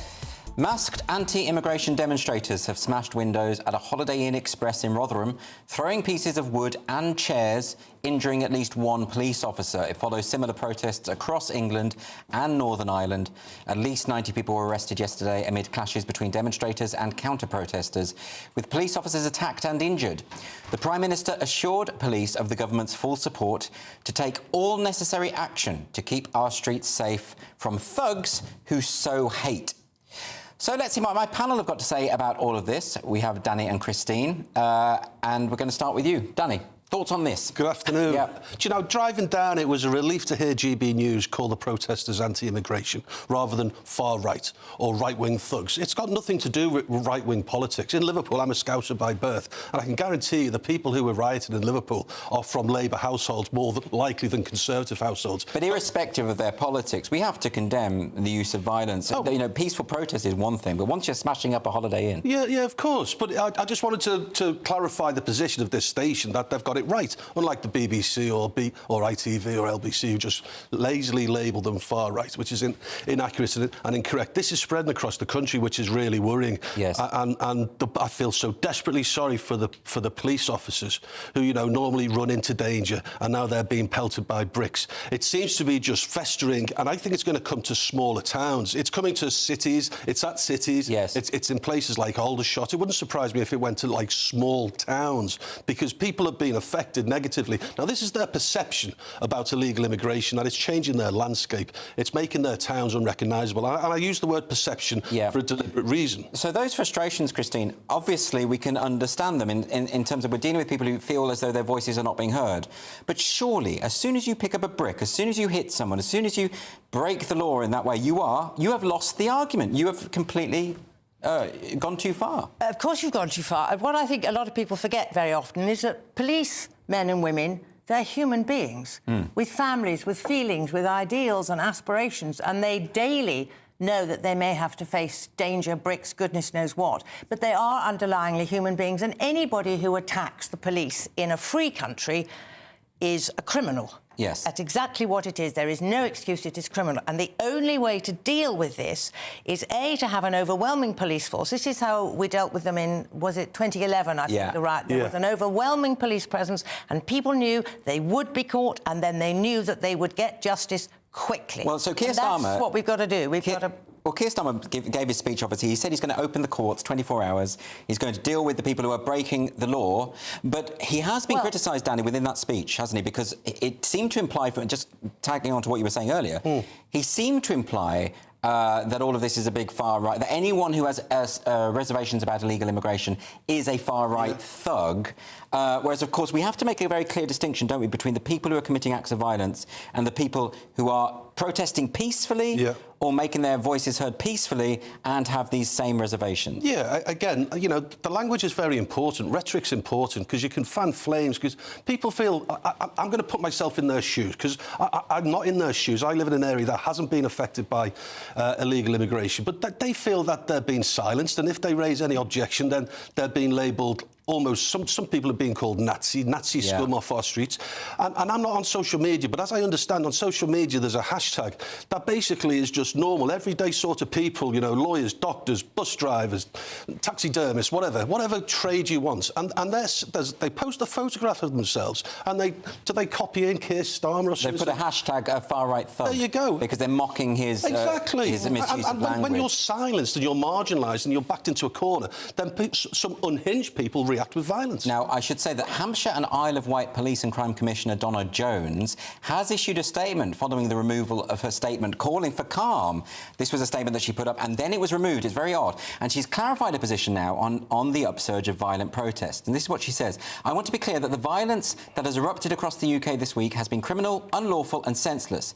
I stand by my statement issued yesterday where I called for calm and for the country to work together to stop this mindless criminal behaviour. I fully support the police's response to stem the growth of these riots, and those acting outside of the law should expect to feel the full force of it. The violence we have seen has endangered our communities and infected lawful protest on a much broader issue. As a country, this issue is something we should seek to understand without letting it divide us. I'm confident there will be a time and place for that discussion in due course. Now, Christine, this is slightly different from the original statement that Donna Jones had put up, where she very clearly said that Keir Starmer is effectively dealing with the symptom rather than the cause, and that the cause here is actually a general resentment at huge degrees of illegal immigration that are not being curbed. We don't know why she had to take that statement down and put up one with slightly different language. A lot of speculation on Twitter about this, that she might have been pressured in some way or another. What do you think of it?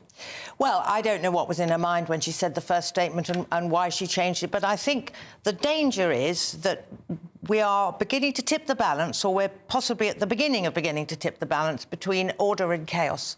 And it isn't far right. I am not a far right thug. I'm not even far right, for goodness sake, although a lot of people think I am. I am deeply concerned about immigration. Right. Like Danny, I'm lucky enough to live in a part of the country where we're not affected by it on a day-to-day basis, but I spend enough time in cities and towns, and perfectly normal, law-abiding people are really worried about the future for their children. They're not taking to the streets, but quite a few of them will be pushed into doing that. They're not going to hurl bricks at the police, but they want to make peaceful protest.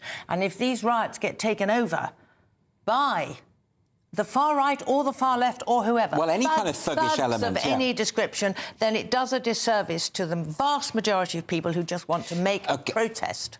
OK, we don't have any more time for this story, but we're going to move on. Are British universities becoming less popular? As student debt soars and graduate opportunities shrink, for the first time ever, the proportion of 18-year-old applicants has fallen for a second year in a row. So, are British universities in serious trouble? Let's see, Christine Hamilton, I'm going to come to you first. This is bad news, isn't it, for the universities? Yeah, very bad news for the universities because they're mega businesses. But, I mean, yes, numbers are hugely falling, but the numbers are too great.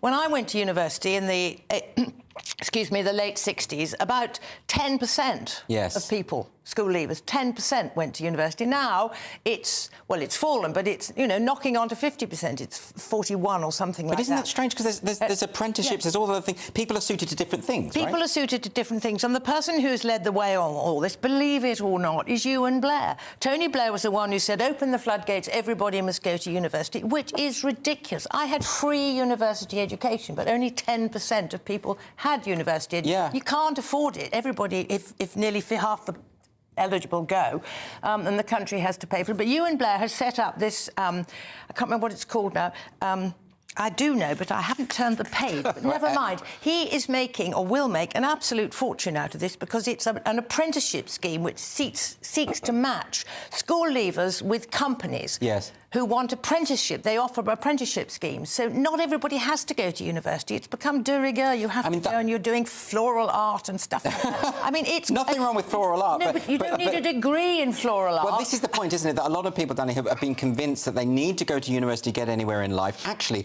a lot of the people who go into other avenues end up earning a whole lot more than people who go... And they don't have... They're not saddled with this incredible debt. Well, besides broadcasting, I have my own very successful business away from broadcasting and journalism. But at the age of 30, I actually stopped what I was doing and went to the University of Central Lancashire to train as a broadcast journalist. It cost me about £4,000 for the course and about £6,000. This is for 1 year. Yeah. About £6,000 just living it up and renting all of that sort of stuff. I was a 30-year-old single lad, and so I was saddled with all of that debt. Now imagine being at university for 4 or 5 years and saddled with 40 or 50 grand. I wonder how many of our viewers and listeners have got a degree and their job has absolutely nothing to do with that degree. Exactly. And if you look back at it, what a waste of 4 or 5 years. Well, there's a kind of snobbery about it, isn't there? Because, you know, there are some people who are more academically minded, and it will make complete sense for them to go to university. And the idea seemed to be that when Labour were pushing this back in the day, that if you didn't go to university, you should somehow be ashamed of that. But why? If your skill set is more in sort of different types of work, there's nothing shameful about that. Of course there isn't. We're all different, for heaven's sake. And the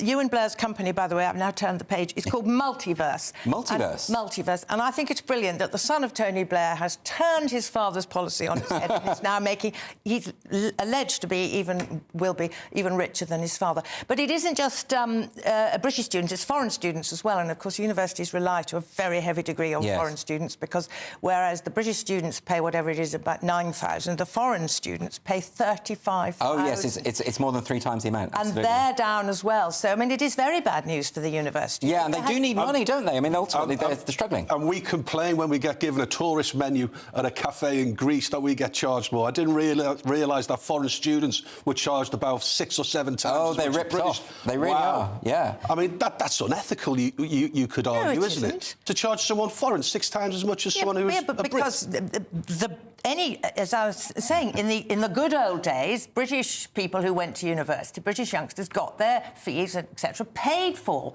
So why should a foreigner... now, they're not paying the full cost, they're only paying a contribution. It's like the tourist menu. I think it's not the full cost of their university education. Do you know what? I'm not worried about the tourist menu, because I think you have to make an effort to learn enough of the language to not be fooled by the tourist menu thing. Why should that's a fair point, yeah. Why should the British taxpayer, in any shape or form, fund the education of foreign students? Yeah, it does kind of make sense. You know, it sounds bad on the face of it, but it does make sense. OK, well, imagine having 30,000 extra pounds in your bank to play with this year. Well, that could be yours in our latest Great British Giveaway, as we're giving away our biggest cash prize so far this summer. And I presume you want to be the next winner. And here's how it could be you. Don't miss out on your chance to win a whopping £30,000 in tax-free cash to spend however you like. It's extra cash that could really make a difference to your coming year. You could find yourself on that holiday you've always wanted to take, buy that treat that always seemed out of reach, or just send some of those day-to-day financial stresses packing. £30,000 could be yours. For another chance to win £30,000 in tax-free cash, text CASH to 63232. Text costs £2 plus 1 standard network rate message. You can enter online at gbnews.com/win. Entries cost £2. Or post your name and number to GB07, PO Box 8690, Derby DE1 9TT. UK only. Entrance must be 18 or over. Lines close at 5 p.m. on the 30th of August. Please check the closing time if listening or watching on demand. Good luck. You're with Andrew Doyle. I'm sitting in for Nana Akua on GB News, on your TV and on digital radio. Next, it's time for the Great British Debate. I'm asking, who would you rather see in the White House? I've got a poll up right now on X, formerly known as Twitter, asking you that very question.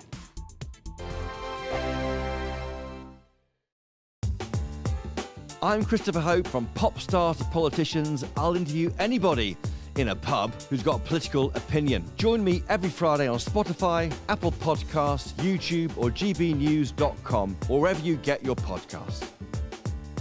This is GB News, the People's Channel. Sir Jacob Rees-Mogg's State of the Nation, Monday to Thursday from 8 p.m. Well, I'm joined now by royal biographer and former royal photographer, Ian Lloyd. Ian, hello, Jacob. Thank you Good evening.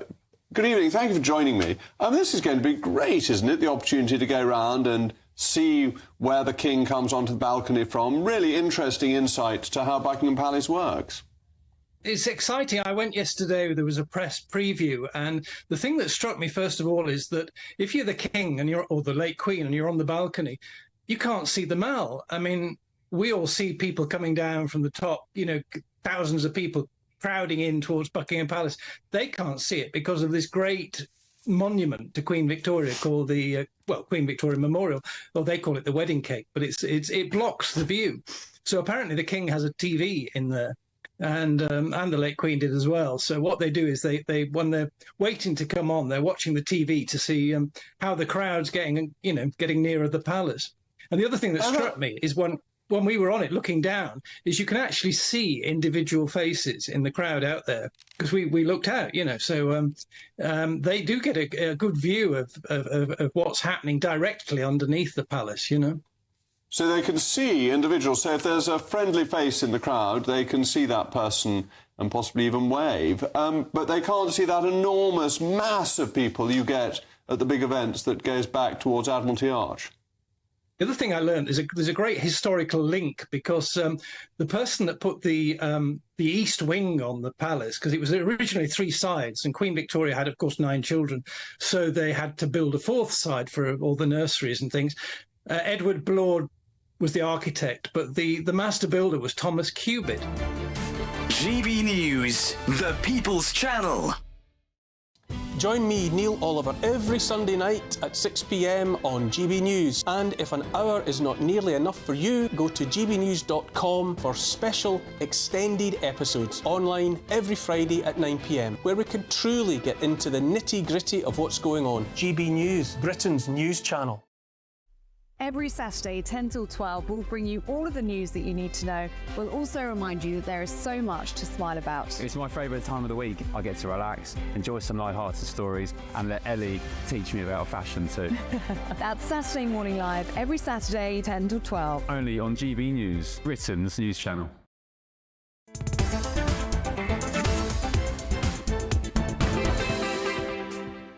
You're with Andrew Doyle, in for Nana Akua on GB News on TV and on digital radio. It's time for the Great British Debate. This hour, I'm asking, who would you rather see in the White House? It's as Donald Trump's son, Eric, tells GB News' Ben Leo that Kamala Harris lied to the American people. He also believes the media treat Miss Harris like she's, quote, walking on water. Goodness me. Eric Trump went on to say Prince Harry and Meghan Markle could be sent back to the UK if his dad becomes president again. So what I can tell you is my father had so much respect for the Queen, as did I. My mom knew so many of them for years. I think you probably know that. Had a great relationship with Diana and everyone else. And, that's a very sacred kind of institution. And you can happily have those 2 back. We'll happily send them back from America. You can have them back over here, but I'm not sure if you guys want them any more than we might not want them anymore. They feel like they're on a little bit of an island of their own. But listen, you can always have bad actors in anything. You can always have spoiled apples in every orchard. But the institution of the royal family is beautiful, and it's something that's really actually admired by a lot of Americans, and I think that should be protected. And so, Meghan and Harry sent back. Is that something you'd like to see? Well, that's why we have now for the Great British Debate. I'm asking, who would you rather see in the White House? And I'm joined by GB News senior political commentator Nigel Nelson and political commentator Simon Evans, and also Suzanne Evans, and former advisor to the Bank of England and US political analyst Roger Gewolb. I'm going to start with you, Roger. What do you make of those comments by Eric Trump? Yes, I think they're very apposite. I mean, there's no doubt that Trump belongs in the White House far ahead of Kamala, who was until 8 minutes ago everybody's last choice. Nobody would endorse her. She's got an abysmal record, and she's just so unpresidential, although there is this wave now because she would be the first woman, Asian, black, blah, blah, blah. Nothing that any of those things have to do with being president.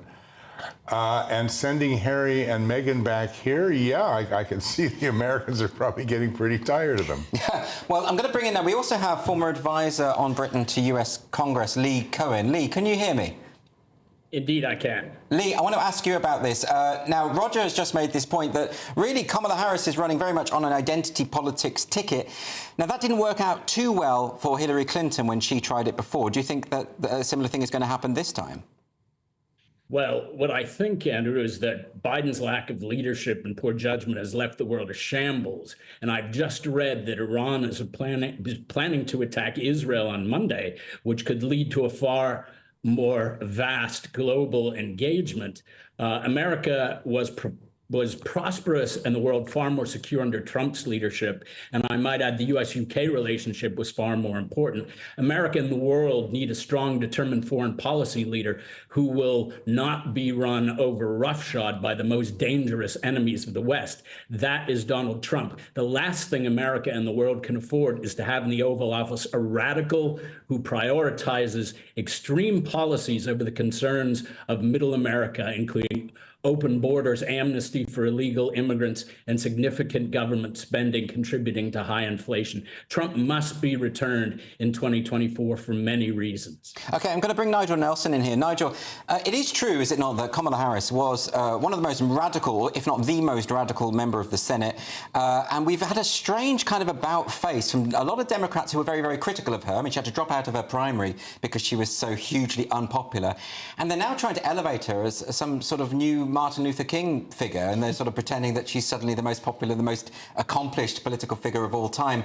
It doesn't really stack up, does it? Well, I mean, they've got to do that. I mean, we didn't think a few weeks ago that she was going to be the candidate.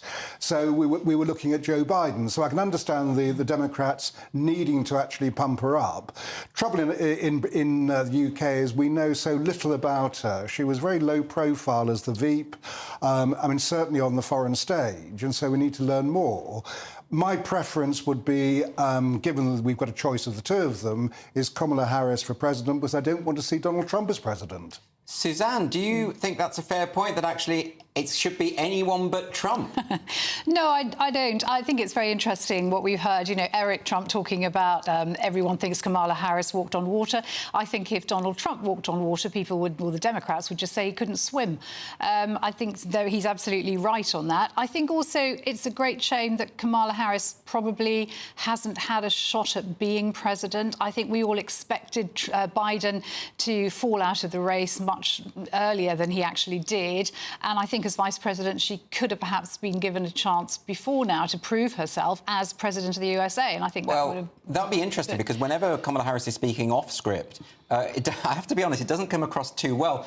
And Roger, can I ask you about that? Is that maybe the reason why Joe Biden is clinging on? I mean, a lot of commentators have said if he's not able enough to run for the election, why is he still in office at all? Shouldn't he stand aside? I mean, this is the question that should be on everyone's lips.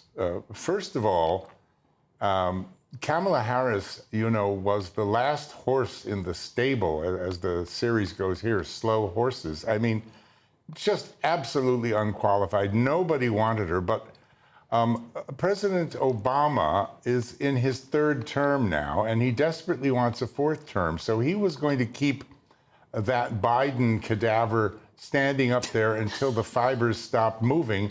But he ran out of road, and the Democrats now, which have turned into just a dreadful party, are in the midst of damage limitation. And the only option they had quickly was to elevate Kamala to sainthood, which they knew would be hard to live with. And now she's there, and, you know, she's got really no chance against Trump. They can big her up as much as they want, but I think it's all pretty... OK, well, let me ask Lee about that very quickly. You know, it is the case, is it not, that Kamala Harris has closed the polls? It did look like for a long time when Biden was there that Donald Trump had this in the bag. Has this sort of wrong-footed the Trump campaign a little bit? Might he now be regretting the choice of J.D. Vance as his VP?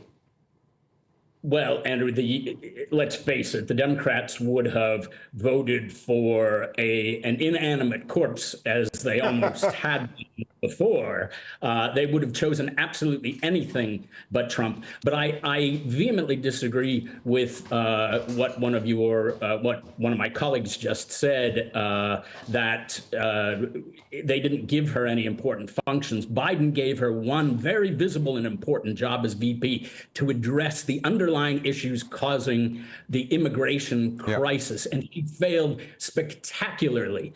Under Biden and Harris, there was a significant increase in illegal global crossings, 7.8 million. And that was on her watch, the one important and high-profile job that she had.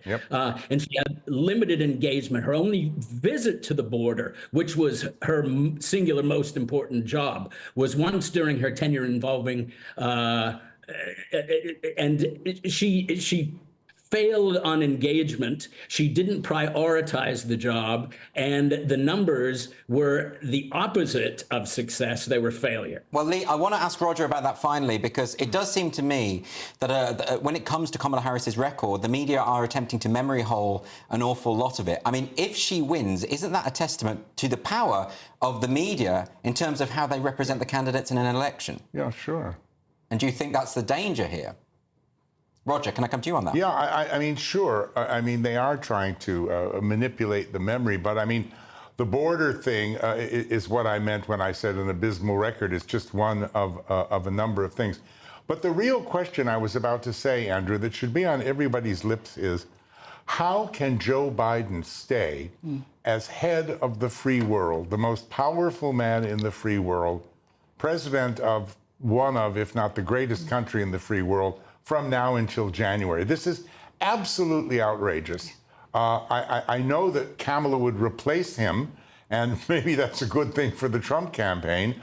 But, you know, I think they probably think, and here's the reason why I suspect, it would be worse for the country to have her running it than sleepy old Joe. OK. Well, look, that's all we've got time for in this section. You're with Andrew Doyle in for Nana Akua on GB News, on TV and digital radio. Coming up, we're going to continue the Great British Debate. I'm asking, who would you rather see in the White House? You'll hear the thoughts of my panel, Christine Hamilton and Danny Kelly. But first, let's get your latest news headlines.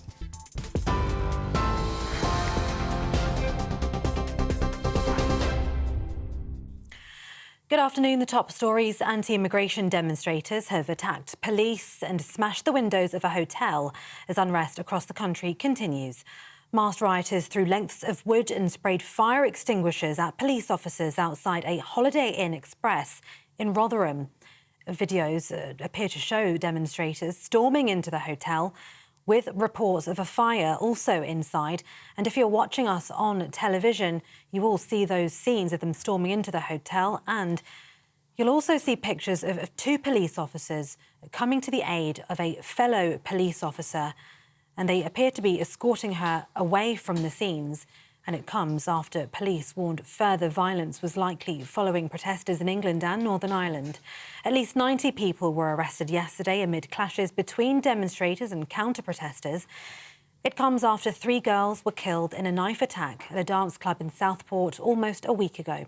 Faith leaders across Merseyside have called on communities to remain calm and peaceful in the aftermath of those killings in Southport, which some people, quote, have sought to use the tragedy to create division and hate.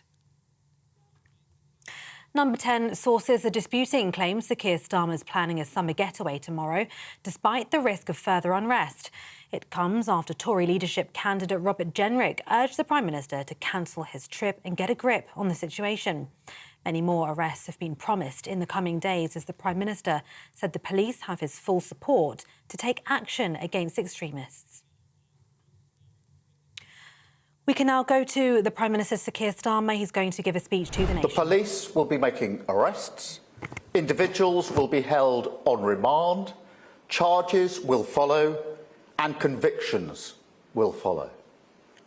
I guarantee you will regret taking part in this disorder, whether directly or those whipping up this action online and then running away themselves.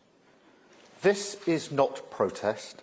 It is organised, violent thuggery, and it has no place on our streets or online. Right now, there are attacks happening on a hotel in Rotherham. Marauding gangs intent on law-breaking, or worse. Windows smashed, fire set ablaze, residents and staff in absolute fear. There is no justification, none, for taking this action, and all right-minded people should be condemning this sort of violence. People in this country have a right to be safe. And yet, we've seen Muslim communities targeted, attacks on mosques, other minority communities singled out, Nazi salutes in the street, attacks on the police, wanton violence alongside racist rhetoric. So no, I won't shy away from calling it what it is: far-right thuggery. To those who feel targeted because of the colour of your skin or your faith, I know how frightening this must be. I want you to know that this violent mob do not represent our country, and we will bring them to justice. Our police deserve our support as they tackle any and all violent disorder that flares up. Whatever the apparent cause or motivation, we make no distinction. Crime is crime, and this government will tackle it. Thank you. So, 2 questions, Rob. Yes, we've seen a hotel being set fire to and Rotherham being broken into. Can you say that the policing operation has been a success, and what more can the government do to stop this? Well, as a government, we've had meetings all weekend and in the latter part of last week with law enforcement, with police, to make sure the necessary support and arrangements are in place. We do have standing arrangements for law enforcement, which means that we can get arrests, charged, remands in custody and convictions done very quickly. I myself was part of that in 2011 when I was Director of Public Prosecutions, and I'm determined we will do whatever it takes to bring these thugs to justice as quickly as possible. Do you believe everyone that is taking part in this disorder is part of the far right? And do any of the scenes we are seeing at the moment give you pause for thought about divisions in the country or how you approach other broader domestic policy areas? If you target people because of the colour of their skin or their faith, then that is far right, and I'm prepared to say so. But it doesn't matter what apparent motivation there is. This is violence, it is not protest. It doesn't matter what the motivation is. The motivation for the vast majority is to see their streets safe, and that's what I'm determined that we will deliver. Thank you. Prime Minister, is it possible that tougher sentences could be given out to rioters, as they were in 2011, to act as a deterrent? I think there needs to be the full force of the law, and I think it needs to be swift. What happened in 2011 was that we were able to see individuals who took part in violence, arrested, charged, remanded and convicted very swiftly. Standing arrangements are in place for that, and we will do whatever it takes to ensure that the message is absolutely clear that if you're taking part in this violence, you will regret it and you'll be brought to justice as quickly as possible. Thank you very much.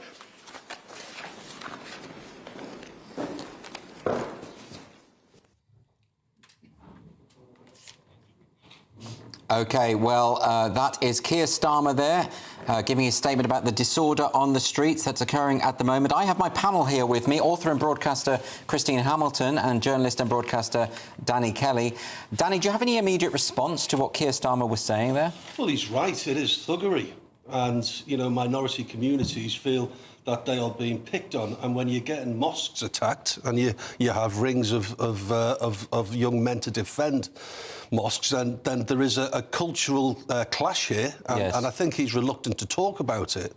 Yeah, but I mean, surely, I mean, when it comes to that case with Southport, you know, there was evidence that there are people coming in from outside of the town who had nothing to do with the locals. I mean, the last thing the locals needed after this horrific knife attack is then to have their buildings smashed up and, you know, the mosque attacked. Yeah, you know? no, I was referring to a different riot where I can't remember the city or the town. Maybe it was Oldham or maybe it was somewhere in Lancashire, I think. Yes. But so he's right, and he needs to be really hard on these rioters, because you can't go around like torching buildings, lobbing bricks at people. It has to stop. But he also has to have, you know, a conversation with people as to why they feel so angry. And this isn't a justification for violence. No, I'm not condoning, I'm condemning it. But these are young, angry people, and there are middle-aged family people who are angry. And, you know, there is an elephant in the room, and he can't ignore it. Is there a way, Christine, that maybe that those people who do have these legitimate concerns that Danny is sort of outlining could almost take control of this situation, to really distance themselves from the people who are committing acts of violence and say, no, this is a legitimate protest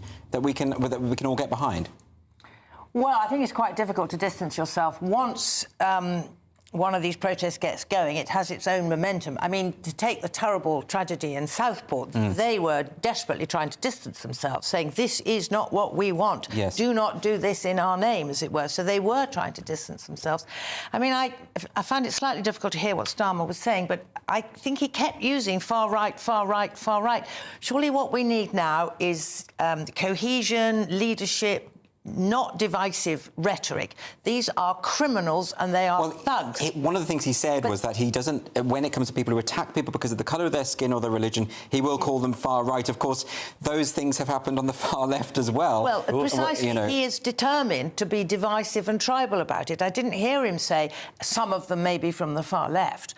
Oh, no, he didn't say that at all. I mean, but this is the problem, isn't it? The point that when people raise these, when people do protest peacefully, they're also branded far right. Yeah, let me tell you something. I'm an Everton fan, and Goodison Park, if you're a follower of a football team who was black, or if you're a player who was black, Goodison Park was an incredibly hostile and racist environment. And this is in the 1980s. Just ask John Barnes, who used to play for Liverpool, who had bananas thrown on the pitch. By Keir Starmer's logic, all of those fans were far right. Yeah, and this is from a Labour stronghold. This is Liverpool. Yep. You can equally be racist and be a left-winger, and equally be racist and be a right-winger. Yeah, yes, exactly. But I mean, I would say everyone together. Everyone's a right-winger when they're racist. I don't think he's wrong that there is a problem with the far right, and there's a problem with but why?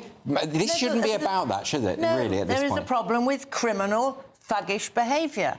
That's what it is, and they come from right across the spectrum. And I just think it's wrong for the new Prime Minister, who I presume is not going to be going on holiday tomorrow. If he's not going, why doesn't he say so, by the way? Why doesn't he stop all this silly speculation? Just say, I'm not going on holiday. Yeah. End of. I mean, there we are. It is difficult for him in a way because he has to introduce some short-term measures.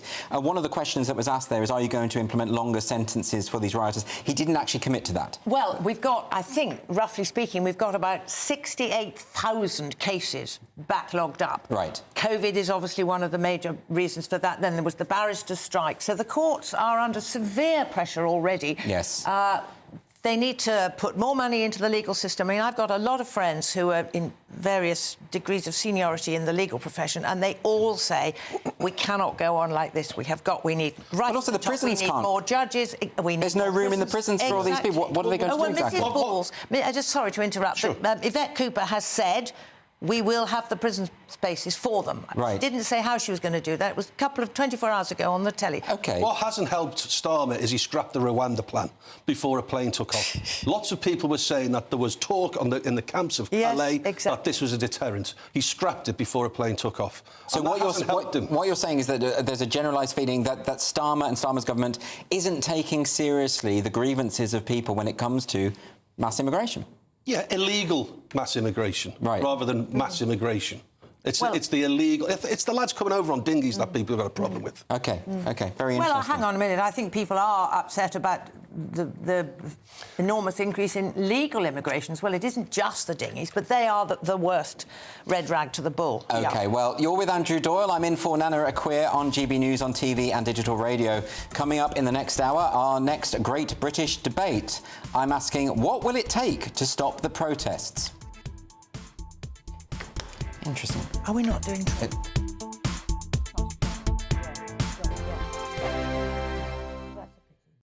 Mark Dolan tonight is your weekend dose of news, debate and entertainment. This sounds like a wild conspiracy theory. Don't miss My Big Opinion. Mark meets at My Take at 10. Democracy is a funny old thing. And we don't do boring. Not on my watch. I just won't have it. Let's go and get another glass of that bubbly. You've earned it. That's Mark Dolan tonight, Saturday and Sunday, 9 to 11, only on GB News, the People's Channel, Britain's news channel. Sir Jacob Rees-Mogg's State of the Nation, Monday to Thursday from 8 p.m. Well, I'm joined now by royal biographer and former royal photographer, Ian Lloyd. Ian, hello, Jacob. Thank you Good evening. Thank you for joining me. This is going to be great, isn't it? The opportunity to go around and see where the King comes onto the balcony from. Really interesting insight to how Buckingham Palace works. It's exciting. I went yesterday, there was a press preview, and the thing that struck me first of all is that if you're the King and or the late Queen and you're on the balcony, you can't see the Mall. I mean, we all see people coming down from the top, thousands of people crowding in towards Buckingham Palace. They can't see it because of this great monument to Queen Victoria called the Queen Victoria Memorial, or they call it the wedding cake, but it blocks the view. So apparently the king has a TV in there, and the late Queen did as well. So what they do is they when they're waiting to come on, they're watching the TV to see how the crowd's getting nearer the palace. And the other thing that struck me is when we were on it looking down, is you can actually see individual faces in the crowd out there, because we looked out, so they do get a good view of what's happening directly underneath the palace, So they can see individuals. So if there's a friendly face in the crowd, they can see that person and possibly even wave. But they can't see that enormous mass of people you get at the big events that goes back towards Admiralty Arch. The other thing I learned is there's a great historical link, because the person that put the east wing on the palace, because it was originally 3 sides, and Queen Victoria had, of course, 9 children, so they had to build a 4th side for all the nurseries and things. Edward Blord was the architect, but the master builder was Thomas Cubitt. GB News, the People's Channel. Are the newspapers getting you down? My wife didn't divorce me that month. Struggling to separate the wheat from the chaff? I know that it's a bit of a circus at the best of times. Well, don't worry, Headliners has got you covered. We'll take the burden of reading the day's news, and if we get depressed, who cares? It's an occupational hazard, frankly. That's Headliners on GB News from 11 p.m. till midnight, and the following morning, 5 till 6 a.m. on GB News, the comedy channel. Nah, just kidding. Britain's news channel.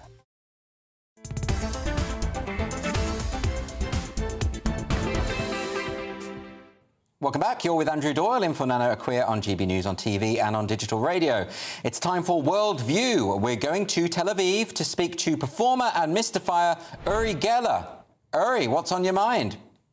Hey, Andrew, thank you very much for having me on your show. Now, look, I have something really important to say about what's happening right now in the Middle East. But before I do, allow me to just go off subject for 1 second. I'm actually in a counter-terror academy called Caliber 3 near Jerusalem. Now, in my museum in Old Jaffa, there are thousands of items I've collected from famous people across my career. And I have a display dedicated to my old friend, John Lennon. Now, just this week, a few days ago, I bought at auction in the UK a rare pair of John Lennon's iconic round glasses. You can Google the story. I was incredibly excited. The glasses will be coming to my museum in Tel Aviv. So when you come to Israel, visit. Now, let me show you this photograph. Back to what's happening here. Things are very, very tense, Andrew. We are watching and we are waiting because we are about to get hit by Iran. But, and I never thought I'd say this, I am shocked, Andrew, and I'm ashamed about Britain. Your new government couldn't wait to turn its back on Israel. David Lammy, your foreign minister, has introduced an arms embargo against Israel.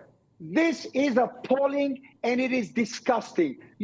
Israel is fighting for its very survival. Now America is sending warships, fighter planes, to back us up. Right now, they are powering their way to the Middle East.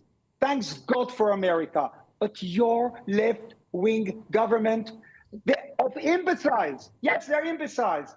They're refusing to send things, even like military radios and body armor. Keir Starmer is stabbing us in the back, Andrew. But just look at what's happening in Britain Street. Labour has been in power for 5 minutes, and there are riots all over the country. Labour can't even defend the streets of Britain. I mean, you got what you voted for. Here's another picture, and this is scary. This is shocking. One more thing, and this is the final thing I'll say. As I said, Iran is about to attack us. Hezbollah is probably going to join in. So are the Houthis. No country, Andrew, should wait to be attacked.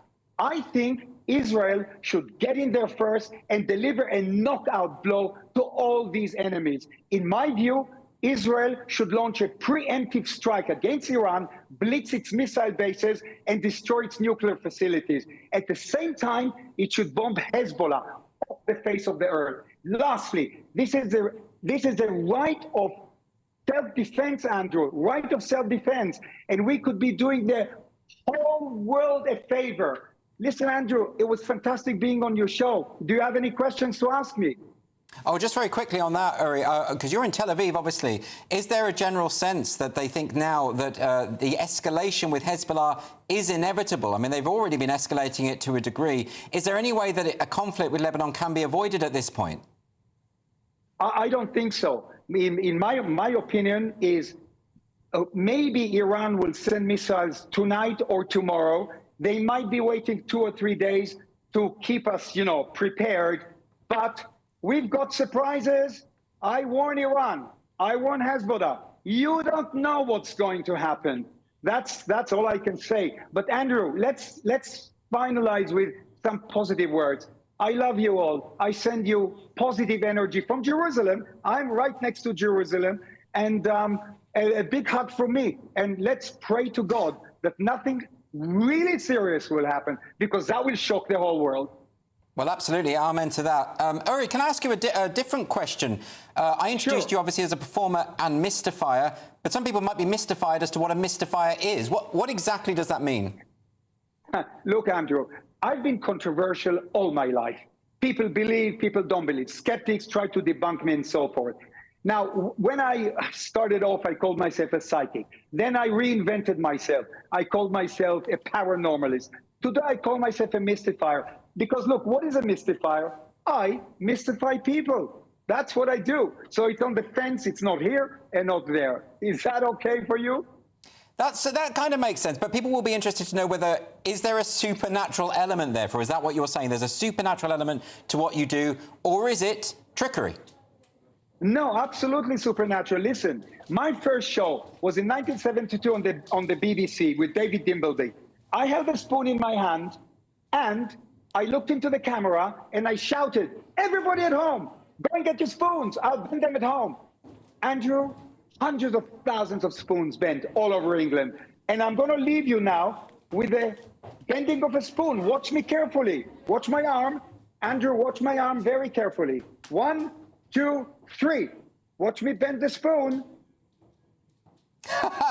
There, you did it. You bent the spoon in one way or another.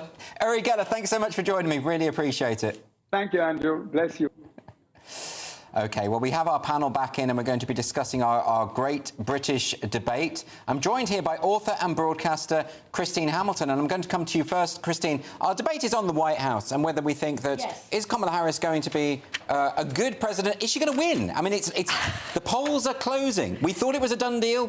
Not so much anymore, right? I thought it was an absolute shoo-in. I still think Trump will win. If I was a betting gal, absolutely, I do. I mean, Kamala Harris, for a long time, she was just a laughing stock. She was derided amongst Democrats. She was always kept under wraps because she couldn't be put out to the public because she was so disastrous. Suddenly, you know, she's the flavour of the month. She's been imposed on the Democrats. They haven't really had any sort of democratic choice. She's made one amazing speech. Apparently amazing in quotes. I haven't heard it. No, I haven't heard it, which is why I put it in quotes. But apparently everybody's lauding whatever her speech was. But that, you know, one swallow doesn't make a Christmas, as it were, or a summer. I don't think that will be enough. And she's having a tremendous bounce, obviously. Yeah, well, let's quickly just quickly bring in Danny Kelly, broadcaster and journalist. Do you think Kamala Harris has a chance? I do think she has a chance. It's going to be an interesting debate on Fox, I think, in September. And I think Trump won't have an easy ride there. She's an articulate woman, and she's lucid, more importantly, or more worryingly, for the Donald Trump camp. Is she that articulate, though? I mean, she's a barrister, isn't she, or whatever the New York or the equivalent of a barrister is. I mean, you've got to be intelligent and articulate if you're a public prosecutor or a public defender. So it's going to be really interesting. I don't think Trump will have a lot there. I'm afraid we are short of time in this section. You're with Andrew Doyle, in for Nana Akua on GBNews, on your TV and on digital radio. Still to come, I'll be speaking to a reality star and former Big Brother contestant. And coming up in the Great British Debate, I'm asking, what will it take to stop the protests? But first, it's time for the weather.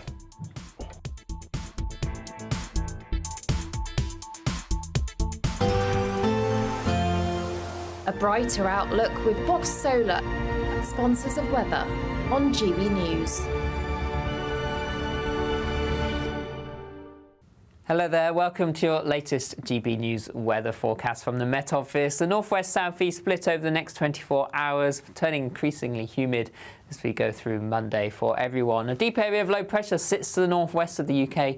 Outbreaks of heavy rain pushing into parts of western Scotland in particular. Met Office warning in force from this evening onwards. Here we could see 50 to 75 millimetres of rain falling over 24 hours or so, leading to some local disruption. So the rain continues through the evening and overnight across Scotland, Northern Ireland. England and Wales generally dry with some clear spells in the east. Western areas generally cloudier with some patchy rain over the hills. But that humid air moving in, so temperatures overnight dropping no lower than 15 or 16 Celsius in places. So first thing on Monday morning, a wet start across western parts of Scotland. The bright colours there indicating heavy rain. There could be some local disruption, and that rain only slowly pushing northeastwards through the day. Northern Ireland seeing a cloudy start, but further heavy rain quickly pushing in. Similar across northwest England, outbreaks of patchy rain. Wales and the West Country too. Best of the sunshine to start the day across eastern and southeastern parts of England. Through the day on Monday, further pulses of heavy rain continue to push their way northeastwards across Northern Ireland, western parts of Scotland. The Met Office warning out until 9 p.m. in the evening time, so there could be some local disruption through the day. Generally, further south and east, drier and brighter, but quite a bit of cloud. A very humid day, temperatures 25 to 27 Celsius in the sunnier spots. A little breezy across the northwest as well. Into the evening time on Monday, this weather front just starts to slip its way southeastwards, but just still notice some heavy bursts running along it across western parts of England and Wales. And then it's a mixed picture through the rest of the week. There will be some showers at times. Temperatures on the warm side in the south. Looks like things are heating up. Boxed Boilers, sponsors of weather on GB News.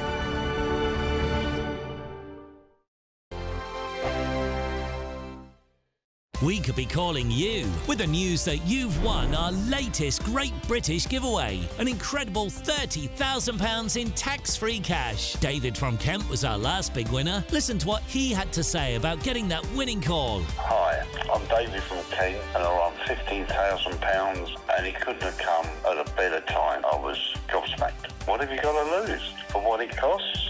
In fact, I've done it again this week, so I'd recommend it to anybody. For another chance to win £30,000 in tax-free cash, text cash to 63232. Text costs £2 plus one standard network rate message. You can enter online at gbnews.com/win. Entries cost £2. Or post your name and number to GB07 PO Box 8690 Derby DE1 9TT. UK only. Entrance must be 18 or over. Lines close at 5 p.m. on the 30th of August. Please check the closing time if listening or watching on demand. Good luck. I'm Christopher Hope. From pop stars to politicians, I'll interview anybody in a pub who's got a political opinion. Join me every Friday on Spotify, Apple Podcasts, YouTube or gbnews.com, or wherever you get your podcasts. This is GB News, the People's Channel. Sunday nights on GB News. From 6, Neil Oliver. At 7, it's Free Speech Nation with Andrew Doyle. At 9, Mark Dolan. And at 11, get set for the week ahead with headliners. Tomorrow's papers tonight. GB News, the People's Channel, Britain's news channel. If you want your news to be straight talking... This is the nightmare for the Conservatives again. Down to earth. It's not just Nottingham where this is happening, is it? And most importantly, honest. Hard-working, middle-class taxpayers, they'll get their book thrown at them. They catch me, Martin Daubney, Monday to Friday, 3 till 6 p.m. on GB News, Britain's news channel.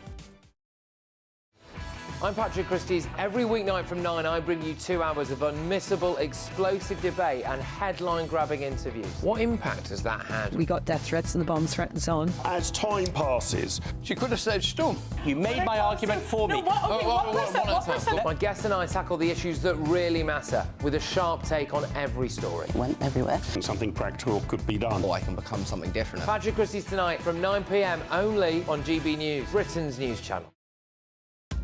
Are the newspapers getting you down? My wife didn't divorce me that month. Struggling to separate the wheat from the chaff? I know that it's a bit of a circus at the best of times. Well, don't worry, Headliners has got you covered. We'll take the burden of reading the day's news, and if we get depressed, who cares? It's an occupational hazard, frankly. That's Headliners on GB News from 11 p.m. till midnight, and the following morning, 5 till 6 a.m. on GB News, the comedy channel. Nah, just kidding. Britain's news channel.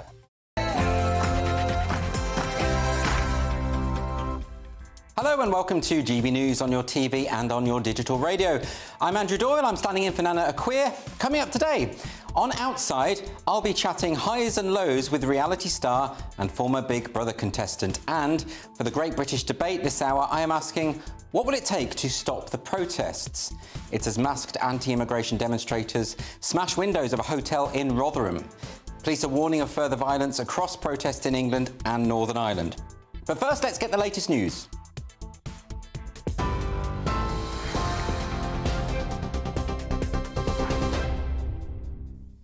Andrew, thank you. The top stories. Well, the Prime Minister has described the scenes of violent protest across the country as far-right thuggery, and he's vowed to bring those involved to justice. It comes as anti-immigration demonstrators attacked police and smashed the windows of a hotel in Rotherham. Masked rioters threw lengths of wood and sprayed fire extinguishers at police officers. It comes after police warned further violence was likely following protests in England and Northern Ireland. At least 90 people were arrested yesterday amid clashes between demonstrators and counter-protesters, with police officers attacked and injured. It comes after 3 little girls were killed in a knife attack at a dance club in Southport almost a week ago. Sir Keir says those causing violent trouble will face convictions. I won't shy away from calling it what it is: far-right thuggery. To those who feel targeted because of the colour of your skin or your faith, I know how frightening this must be. I want you to know that this violent mob do not represent our country, and we will bring them to justice. News just in this hour, mosques are being offered greater protection with new emergency security that can be rapidly deployed under new arrangements announced by the Home Secretary today. And that as the police service in Northern Ireland says those involved in violence which erupted following anti-immigration protests in Belfast will be dealt with using the full force of the law. It's after a supermarket owner in Belfast says his business has been reduced to ashes after it was targeted during the disorder. Bashir said Muslim businesses were deliberately targeted and has criticised police for their response to the violence. This morning, a clean-up operation was underway in the Donegal Road area following last night's unrest, which lasted several hours. Bashir was asked if he would be able to reopen. I don't know. You have to ask the police about that.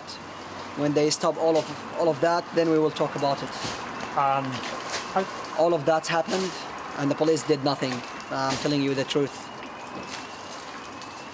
What kind of police? Letting the people to burn everything down. I don't know where is the safety in that, but this is all rubbish. Number 10 sources are disputing claims that Sir Keir Starmer is planning a summer getaway tomorrow despite the risk of further unrest. It comes after Tory leadership candidate, former Immigration Minister Robert Jenrick, urged the Prime Minister to cancel his trip and get a grip on the situation. Many more arrests have been promised in the coming days as the Prime Minister said the police have his full support to take action against extremists. Robert Jenrick says Sir Keir must stay and tackle the problem. Well, look, I think it would be completely wrong for the Prime Minister to go on holiday whilst parts of Britain are burning. This is a very serious situation, and we need the Prime Minister to be leading the country. The police need our full support, and they need to know that he is there supporting them, making sure that this situation is being handled from the very top. The Prime Minister has accused protesters of attempting to sow hate by intimidating communities. Reform UK MP Rupert Lowe says he needs to listen to the protesters' concerns. What we need is an honest debate. I don't have a golden bullet for years and years of the elite's mismanagement of our immigration policy, but we've got to have a frank and honest discussion about it.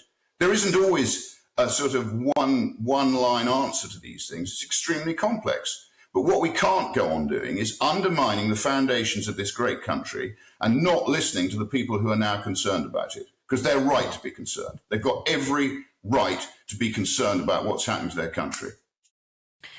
And in other news today, the BBC is paying for the therapy of a woman who made complaints about former disgraced newsreader Hugh Edwards. According to the Sunday Times, Rachel became friends with him on Instagram in 2018.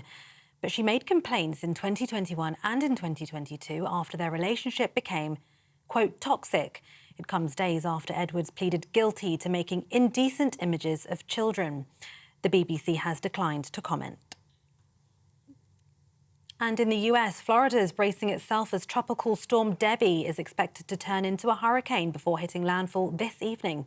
Governor Ron DeSantis has called up 3,000 National Guard and placed most of Florida's cities and counties under emergency orders. Evacuations are currently taking place in those counties most likely to be affected. The National Hurricane Center has described it as a life-threatening situation, with winds expected to build up to 70 miles per hour and 2-metre-high waves. And those are the latest GB News headlines for now. I'm Tatiana Sanchez. More from me in half an hour. For the very latest GB News direct to your smartphone, sign up to News Alerts by scanning the QR code or go to gbnews.com/alerts. Hello, welcome back. I'm Andrew Doyle. I'm sitting in for Nana Akua, live across the United Kingdom on GB News.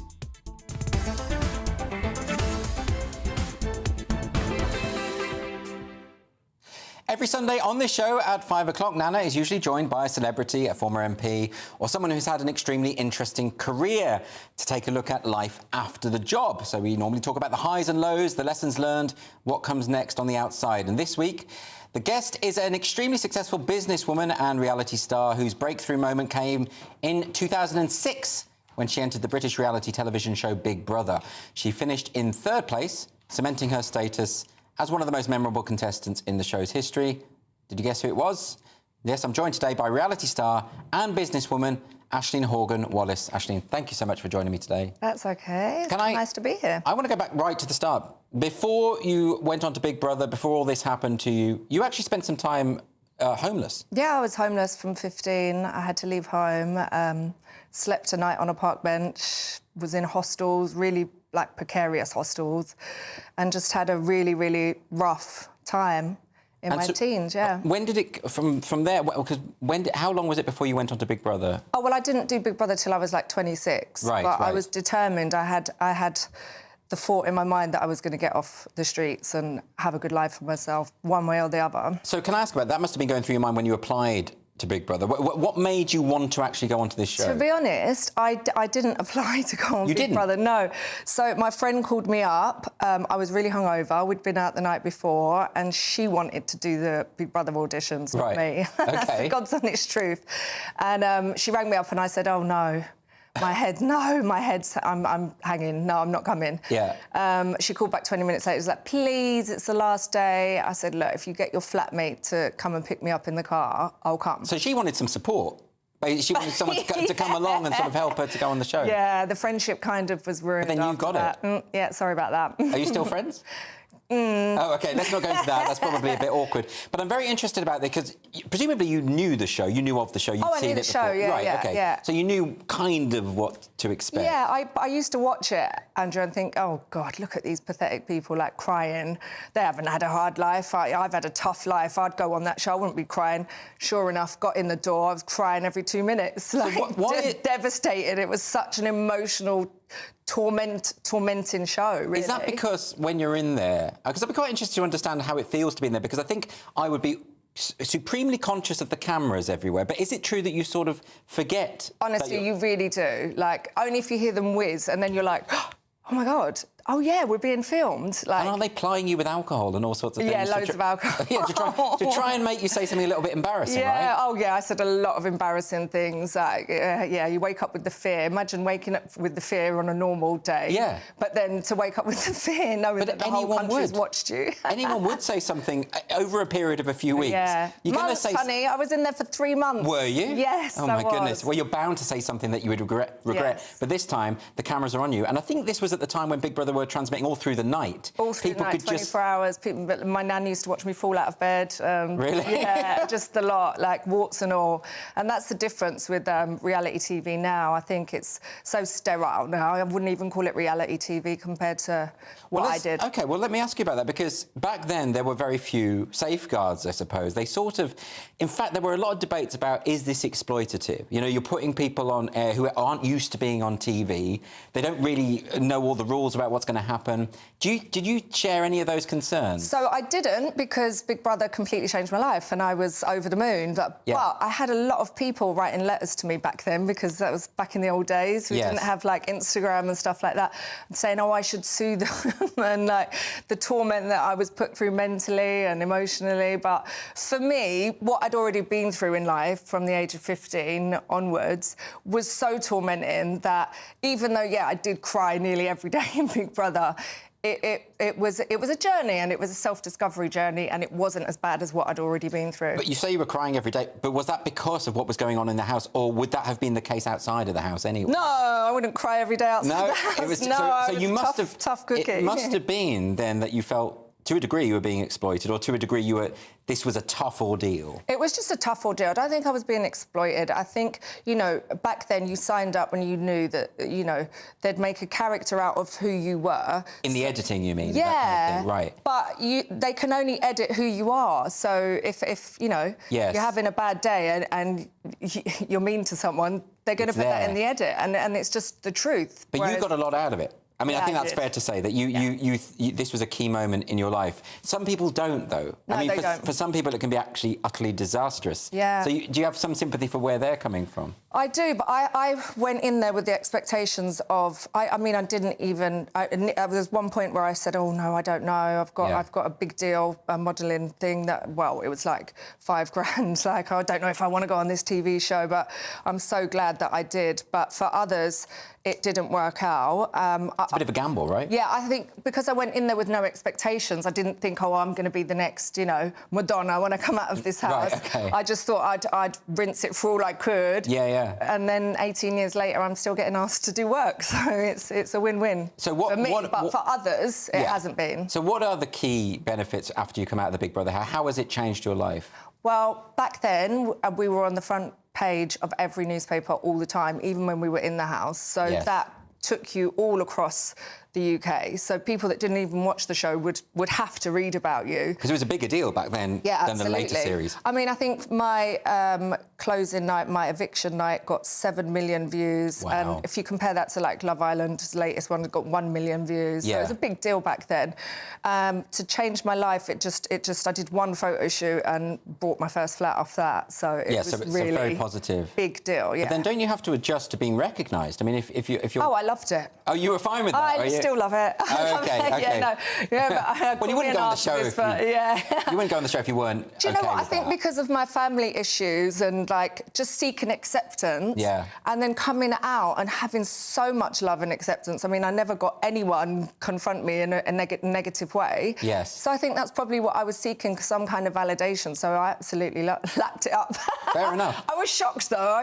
I felt like Madonna coming out of there. I was like, go to my usual nightclubs and haunts that I went to, and all of a sudden everyone wanted pictures with me. It's like, what is going on? So would you have any advice to people who find themselves in the public eye? It's quite easy these days when people end up on reality TV, or not even reality TV, just they end up known for some whatever, Instagram or social media or whatever it is. Do you have any advice for those people? Just don't think that this is going to be the be-all and end-all to your life. Always have a backup plan. Yes. Invest your money and just be yourself. I know it's a cliche and corny, but you just have to be yourself. And if people feed into that and like that, then you're going to go far. But these reality stars these days, they don't really last that long. Yeah, they don't. But, of course, you've gone into other avenues in business and that kind of thing. So what are your future plans now at this point? Future plans, I've got someone looking at property for me. I mean, it's got to the stage now where I just send my advisor to look at properties. I'm very lucky. Like, you can't imagine going from sleeping on a park bench to have someone go and look at properties and you not even see it and buy it. So I'm just very, very, very grateful. Yeah, very, very interesting experience you've had. Ashley, thanks so much for joining us on the show. Really appreciate it. Now, we're going to go over the pond. We're going to go to America, of course. We're going to speak to the host of the Politics People podcast, and that's Paul Dudridge. Paul, are you there?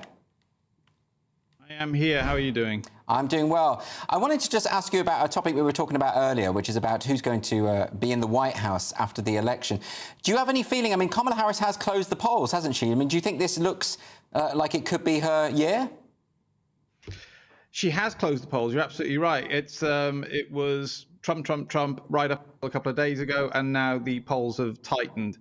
I've said it before. I think that they've picked the one candidate that Trump can beat. I think the Democrats have picked the wrong one here. This is feeling very Hillary Clinton. I think there's a lot of froth going on. This is feeling very 2016.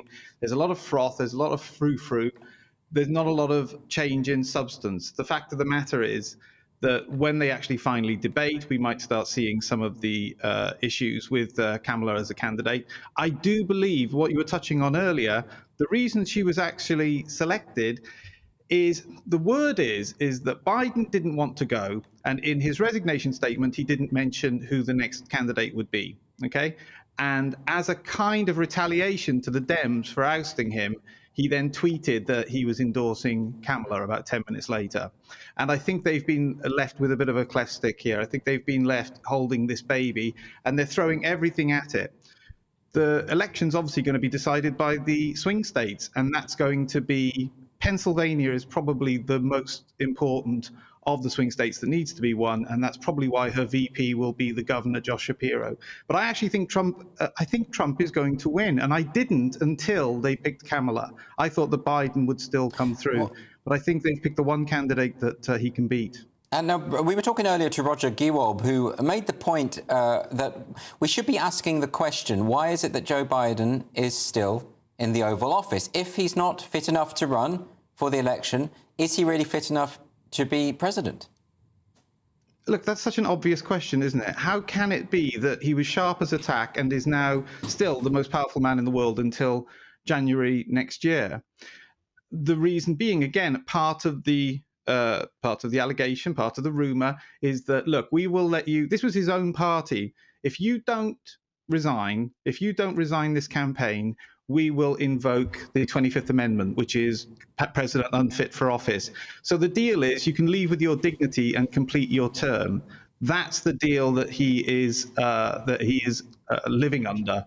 And that's why we still have a person that cannot campaign, that has to drop out of a campaign, but can run the Western world, apparently. Of course, we should say that is speculation. We have no evidence that that was the case. This is what we assume is going on there. OK.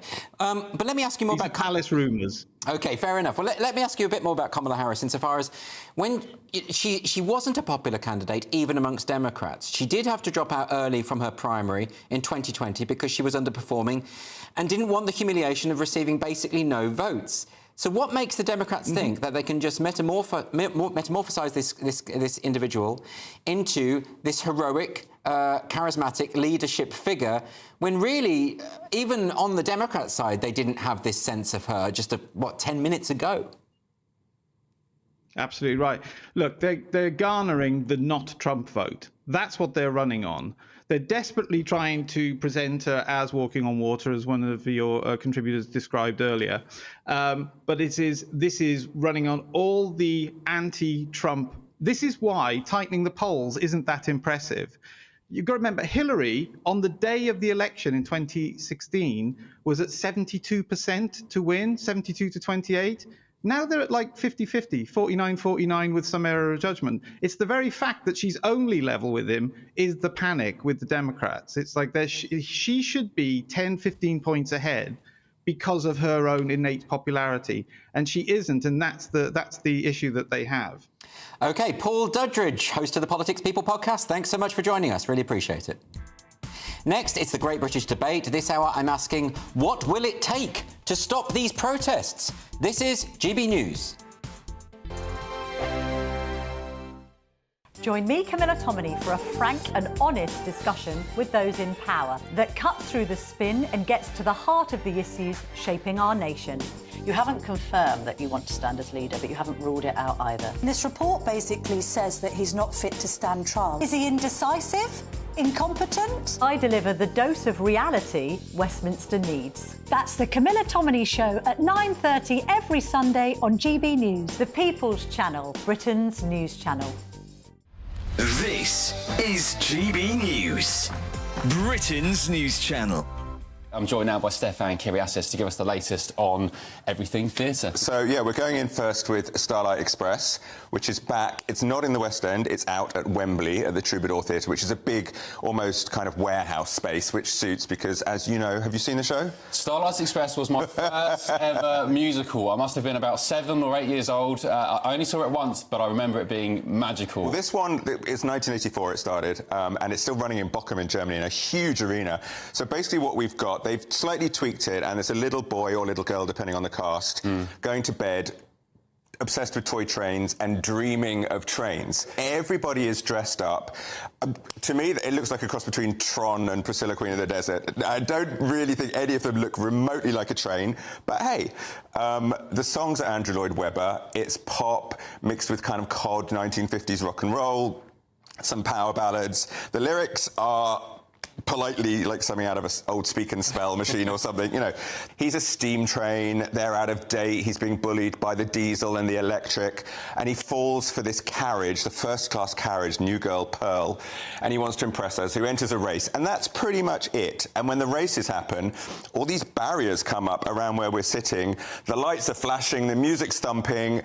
It's utterly ridiculous, and I felt like a kind of teenager that was huffing sherbet dib-dabs off a giant block of sugar. It's so much fun, and the really crucial thing about it all is that somehow, in the middle of all of that, I just felt myself getting into the story. And when Pearl and Rusty have their little duet, I was very moved, and there's this big starlight sequence, which is the inspiration, the magical starlight that he's seeking. It's beautiful. GB News, the People's Channel. Good afternoon, Britain. Your lunchtime update on the stories that matter across the UK. From breaking news and insightful analysis, inspiring stories and lively debates. You're comparing yourself to a former Prime Minister. Which is it? Stay informed, stay updated, stay entertained. I just don't know how anyone would not want to be there. Every weekday from midday. We are Good Afternoon Britain, only on GB News. Britain's news channel.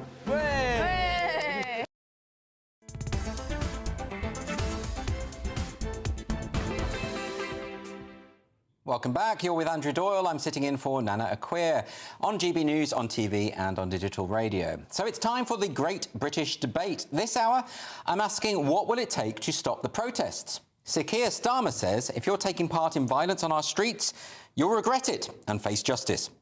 It says masked anti-immigration demonstrators have smashed windows at a Holiday Inn Express in Rotherham, throwing pieces of wood and chairs, injuring at least one police officer. It follows similar protests across England and Northern Ireland. At least 90 people were arrested yesterday amid clashes between demonstrators and counter-protesters, with police officers attacked and injured. So for the Great British Debate, I'm asking, what will it take to stop these protests? And joining me now to discuss this is former leader of UKIP, Neil Hamilton. We have Chief Operating Officer, Conservative Friends of the Commonwealth, Sunil Sharma, with me in the studio. And last but not least, we're joined by former Labour MP, Stephen Pound. So Sunil, since you're here, I want to ask you first, how can we stop this? Because it looks like it's spiralling out of control. It's escalating from city to city. What do we do? I think the way to stop this is start to actually ask the question, why? Why are these riots happening? We should obviously condemn them. We should condemn people attacking police officers, setting things on fire. But we need to ask the question is, what has happened to this country that a large group of people feel silenced? They cannot speak. They cannot speak about the problems of mass immigration. And when you do, you're labelled, even people on the right or left, you know, you're common sense people who want to have these discussions, you're labelled as a far-right person. Now we're actually seeing the real far-right in this country rising. And the reason for that is they've been silenced for a long time. We ignore the fact that 80% of this country is actually white. We are constantly not prepared to ask deeper level questions. When BLM riots happened in 2020, the media coverage, the social media coverage was all asking the question, why? Why do black people feel the way they feel in this country, in America? But no one seems to be prepared to ask these questions towards these group of people. Instead, they want to put them all in a box of crazy white, EDL, far-right people, rather than actually sitting there saying, what has happened to this country? Will Sir Keir Starmer actually wake up and actually do something to this, or will we turn into France, where this is just going to keep on happening on a regular basis? So I think to stop these riots, we need to have a much more serious conversation about how to stop crime in this country, how to stop certain ethnic groups getting almost getting an advantage in terms of not being prosecuted by the police. We saw it in Rotherham with those young girls who are getting exploited. We need to have some serious questions about this. Until then, I don't think the riots will stop anytime soon. I want to bring in Stephen Pound here, just off the back of what Sunil was saying there. And, you know, he's alluding there to this idea of two-tier policing. You know, we saw that Keir Starmer had a very robust statement about the far right when these riots kicked off. But with Hare Hills the other week, there was a cursory remark about it, really, not on the same level. Is it the case, do you think, that the police are being trained to prioritise what they call community cohesion over simply applying the law equally to everyone? Absolutely not. Look, Rotherham, Rochdale, those horrors, that was a long time ago. We've learned a hell of a lot since then. We've learned from MPs like Sarah Champion, the MP for Rotherham, who was actually reviled at the time for making the comments about the Asian grooming gangs. We've learned a lot. We learned that this two-tier policing that possibly may have existed for maybe good reasons is out the window now. Look, we can't, and with the best will in the world, we cannot sit down and indulge in a month's worth of navel glazing now while the streets are burning and while police officers, men and women, are being brutalised and beaten. We simply do not have the time nor the luxury to actually sit down and start going to some great long analysis about where we are as a nation. Right now, we have to bang these people up, do it sharpish, and above all, we have to enforce the law. You cannot wander around the streets of our country masked, causing mayhem, and expect to get away with it. So if Keir Starmer is robust, I have to say I'm robust on steroids when it comes to this. OK, Stephen Pound, so I mean, obviously everyone agrees that anyone committing acts of or criminal acts should be prosecuted. That's sort of a given. But do you take the point that once these people are dealt with robustly, there is a conversation that must be had about at least the perception that there is two-tiered policing going on? Do you think there's any merit in that, Stephen? Look, that conversation takes place all the time. I mean, I spent a great deal of time in Northern Ireland, and very often, I started to interview people, who'd been rioting. And when I used to try to drill down, say, what exactly has brought you here? But, what is it, economic reasons?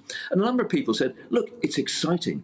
We used to call it recreational rioting. There are a number of people, and it's not detracting from the genuine visceral anger that exists in this country, but there are still a number of people who think this is a damn good night out to have a bash at the plod and to actually get lagered up and start being a star on social media. There's some people who actually think there's such a thing, God help us, as recreational rioting. We've got to separate them out from the people that have been talked about, we've already been mentioned this afternoon, who have a real, genuine, underlying disconnect from the rest of society. And the rest of society have a duty to reach out and bring them in, because we cannot have a good country for any of us to live in, and this is a good country for all of us to live in. Neil Hamilton, I want to bring you in on this. Do you think that Stephen Pound has a point, that a lot of this is pure opportunism from what Keir Starmer has described as far-right thugs? Well, I think he's deluding himself, sadly. This was entirely predictable and indeed predicted as far back as 1968, when Enoch Powell made his famous so-called Rivers of Blood speech. If you conduct a kind of laboratory experiment with the British people by imposing mass immigration upon them, for which nobody explicitly voted, this is ultimately going to happen at some stage. We have had a massive change in the structure of the population of the United Kingdom in the last 30 years. When Tony Blair opened the floodgates in 2004 to allow mass migration from Eastern Europe, that was merely the start of what has now become mass migration from other parts of the world. We added 750,000 people to our population last year in 1 year alone. So the social and racial and other ethnic composition of our population has completely changed in a very, very short time. That inevitably is going to destabilise the country. You can deal with the violent disorder with effective policing, of course, and no doubt that will be dealt with. But that isn't a stop in the process. And we've seen this, of course, throughout the whole of Western Europe. And the elites have tried to pretend that their policy of mass multiculturalism, which nobody wants and nobody voted for, can be surreptitiously imposed upon a nation. But that isn't going to succeed. And this is merely, I think, a foretaste of what is to come if political elites don't wake up. I mean, Starmer, of course, exemplifies the condescending political elite who has absolutely no interest in the fears and resentments of ordinary people, especially if They're white and working class. The Labour Party has completely lost touch with its original roots and is now effectively an identity politics party.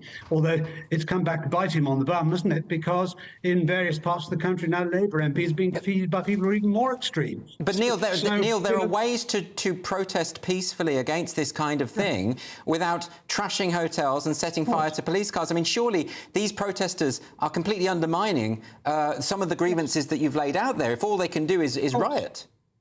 Of course, I'm condoning rioting. Of course, violent disorder must be suppressed, and it will be suppressed. That's the least of the problems in a way. That's the simplest problem to solve. Is really what I mean. What we do need to solve is, how do we stop this getting on?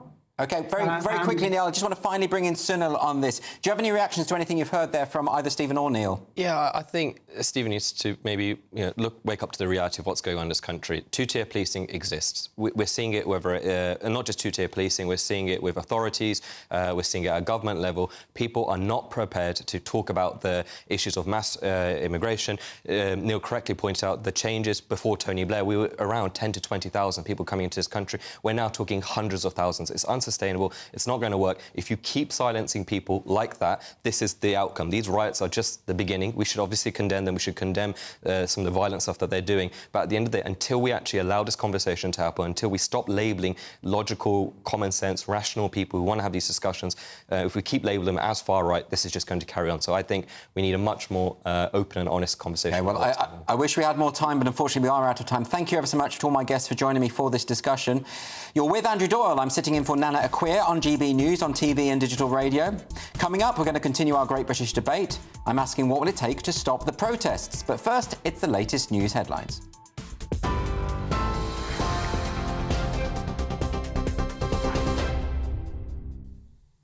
Andrew, thank you and good afternoon. And as you've been hearing, the Prime Minister has described the scenes of violent protest across the country as far-right thuggery, and he's vowed to bring those who are involved to justice. It comes as anti-immigration demonstrators attacked police and smashed the windows of a hotel in Rotherham. Masked rioters threw lengths of wood and sprayed fire extinguishers at police officers. Police have warned further violence was likely following protests in England and in Northern Ireland. At least 90 people were arrested yesterday amid clashes between demonstrators and counter-protesters, with police officers attacked and injured. It comes after 3 little girls were killed in a knife attack at a dance club in Southport almost 1 week ago. Sir Keir Starmer says those causing violent trouble will face convictions. I won't shy away from calling it what it is: far-right thuggery. To those who feel targeted because of the colour of your skin or your faith, I know how frightening this must be. I want you to know that this violent mob do not represent our country, and we will bring them to justice. The BBC is paying for therapy of a woman who made complaints about disgraced newsreader Hugh Edwards. According to the Sunday Times, Rachel became friends with him on Instagram in 2018, but made complaints in 2021 and in 2022 after their relationship became toxic. It comes days after Edwards pleaded guilty to making indecent images of children. The BBC has declined to comment. And in the US, Florida is bracing itself as Tropical Storm Debbie is expected to turn into a hurricane before hitting landfall this evening.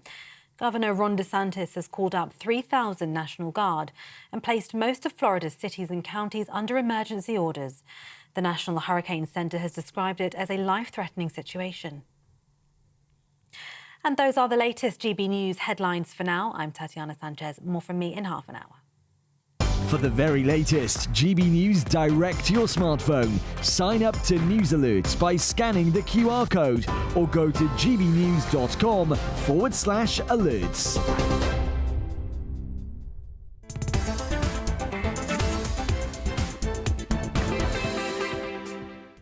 Imagine having £30,000 extra in your bank to play with. Well, it could be yours in our latest Great British Giveaway, as we're giving away our biggest cash prize so far this summer. If you want to be our next big winner, well, here's how it could be you.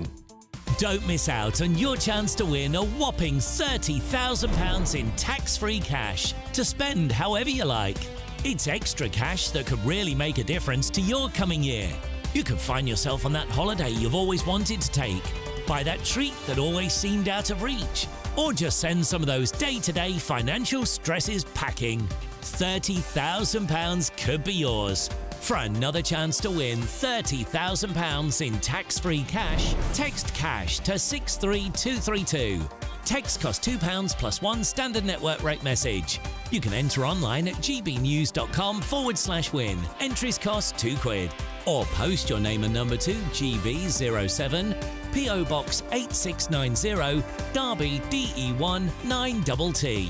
UK only. Entrance must be 18 or over. Lines close at 5 p.m. on the 30th of August. Please check the closing time if listening or watching on demand. Good luck.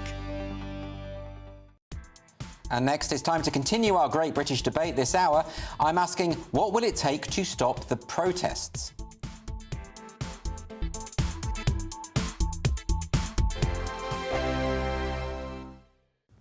Hello there, welcome to your latest GB News weather forecast from the Met Office. The northwest-southeast split over the next 24 hours, turning increasingly humid as we go through Monday for everyone. A deep area of low pressure sits to the northwest of the UK. Outbreaks of heavy rain pushing into parts of western Scotland in particular. Met Office warning in force from this evening onwards. Here we could see 50 to 75 millimetres of rain falling over 24 hours or so, leading to some local disruption. So the rain continues through the evening and overnight across Scotland, Northern Ireland. England and Wales generally dry with some clear spells in the east. Western areas generally cloudier with some patchy rain over the hills. But that humid air moving in, so temperatures overnight dropping no lower than 15 or 16 Celsius in places. So first thing on Monday morning, a wet start across western parts of Scotland. The bright colours there indicating heavy rain. There could be some local disruption, and that rain only slowly pushing northeastwards through the day. Northern Ireland seeing a cloudy start, but further heavy rain quickly pushing in. Similar across northwest England, outbreaks of patchy rain. Wales and the West Country too. Best of the sunshine to start the day across eastern and southeastern parts of England. Through the day on Monday, further pulses of heavy rain continue to push their way northeastwards across Northern Ireland, western parts of Scotland. The Met Office warning out until 9 p.m. in the evening time, so there could be some local disruption through the day. Generally, further south and east, drier and brighter, but quite a bit of cloud. A very humid day, temperatures 25 to 27 Celsius in the sunnier spots. A little breezy across the northwest as well. Into the evening time on Monday, this weather front just starts to slip its way southeastwards, but just still notice some heavy bursts running along it across western parts of England and Wales. And then it's a mixed picture through the rest of the week. There will be some showers at times. Temperatures on the warm side in the south. Sunday nights on GB News. From 6, Neil Oliver. At 7, it's Free Speech Nation with Andrew Doyle. At 9, Mark Dolan. And at 11, get set for the week ahead with headliners. Tomorrow's papers tonight. GB News, the People's Channel, Britain's news channel. Every Saturday, 10 till 12, we'll bring you all of the news that you need to know. We'll also remind you that there is so much to smile about. It's my favourite time of the week. I get to relax, enjoy some light-hearted stories, and let Ellie teach me about fashion too. That's Saturday Morning Live, every Saturday, 10 till 12. Only on GB News, Britain's news channel. We're proud to be GB News, the People's Channel. And as you know, we always love to hear your views. Now, there's a new way of getting in touch with us at gbnews.com/your say. By commenting, you can be part of a live conversation and join our GB News community. You can even talk to me, Bev Turner, or any of the members of the GB News family.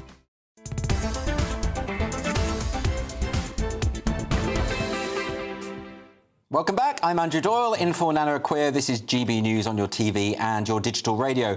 So it's time for the Great British Debate. This hour, I'm asking, what will it take to stop the protests? At least 147 arrests have now been made after protests this weekend. And Prime Minister Sir Keir Starmer says if you're taking part in violence on our streets, you'll regret it and face justice. He's pledged to, quote, do whatever it takes to bring these thugs to justice as quickly as possible, amid the violence which has spread since the Southport stabbings. So, for the Great British Debate, I'm asking, what will it take to stop these protests? Let's see what my panel make of that. So I have here Christine and Danny. Welcome back. Danny, I'm going to come to you first because this hasn't happened in a vacuum, of course. It's not just about the Southport stabbing. We've also had, of course, the incident at Manchester Airport. A perception that two-tier policing is taking place. Do you think there's anything in that? I think that the reality of that perception is more than a perception. I think the Manchester Airport, as I understand, those two lads who were assaulted and who assaulted the police, and it's a live case, but there have been no charges brought. And I can only imagine that if I assaulted a copper at Manchester Airport, I think I'd have had a charge. Well, you'd be lucky not to be shot, frankly. Yeah, that's right. They were fortunate. So that only adds fuel to the fire of two-tier policing, because people are saying, hang on, how come they haven't been charged?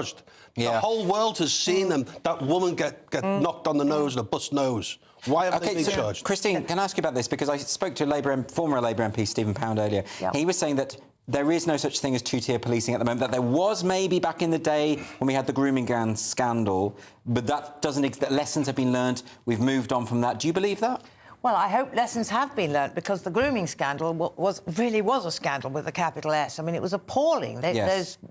They got away with it for far longer than they should have done, because the police didn't dare name them because they were fearing race riots because they were Asian, which is not the way that this country should be policed. Is it still the case that that's going on, though, do you think? I mean... Well, I think, as Danny's just said, the evidence is that, yes, it is. I mean, Keir Starmer says that this will be stamped upon and everybody will be brought to justice. Let's see what happens. Let's give him the benefit of the doubt. We want him to succeed. We all need him to succeed, for heaven's sake. Bring them all to justice. But, I mean, going back to a slightly different issue, when we had the business in Bristol of the Colston statue being thrown into the harbour, nobody got a fine, nobody got anything, because the jury said not guilty. I mean, we all saw them do it. Now, if that isn't two-tier justice, I don't know what is. If you or I shoved a statue into Bristol Harbour, we would have been jammed up. Do you know what, Christine? I think we should do that as an experiment. Let's go out and find a statue. Let's do it. Yeah, I think I'd love to do that with you, Christine. I think that would be fantastic. What we're heading for is, I mean, I remember well the winter of discontent in 1979. We are, I think, heading for a long, hot summer of discontent. Yeah, but we're seeing it, aren't we? I mean, can I ask you, Danny, but we've also seen it on the pro-Palestine marches in London, where we even saw at one point Hizb ut-Tahrir, a group that has now been outlawed in the UK, was outlawed in most Arab states, calling for jihad on the streets of London, the police doing absolutely nothing about it.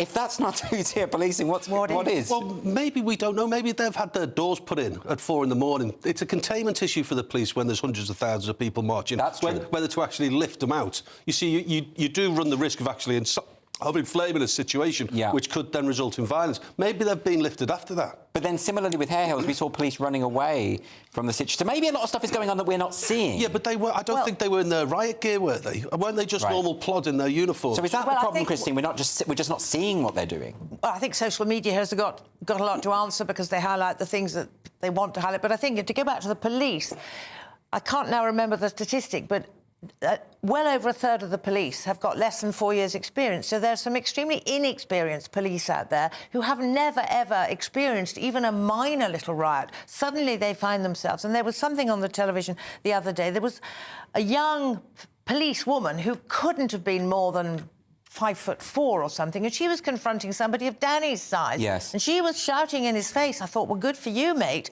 She hadn't got a riot shield on or anything. It's, it's not sensible. There are those concerns, aren't there, when the crowd is so large, and, obviously they're there to keep the peace as well. So I do appreciate all of that situation. But ultimately, Danny, we have to be applying the law equally, irrespective of skin colour, irrespective of religion, whatever. That's what's right. happen. I tell you what, Mother Nature may help out the police, because there's 18 hours of thunderstorms coming, and if you ask any old Bill when there's a public situation, they pray for inclement weather. And there's 18 hours of thunder and lightning. Alternatively, let's have the water cannon. On mainland Britain. Oh, blimey. Why not? Blimey, let's not do that. OK, well, look, the show is nothing without you and your views. Let's welcome some of our great British voices. This is your opportunity to be on the show and tell us what you really think about the topics we're discussing. So today I'm joined by 4 of my great British voices. Let's start with Lee Webb from Bedfordshire. Lee, you've been listening to our debate.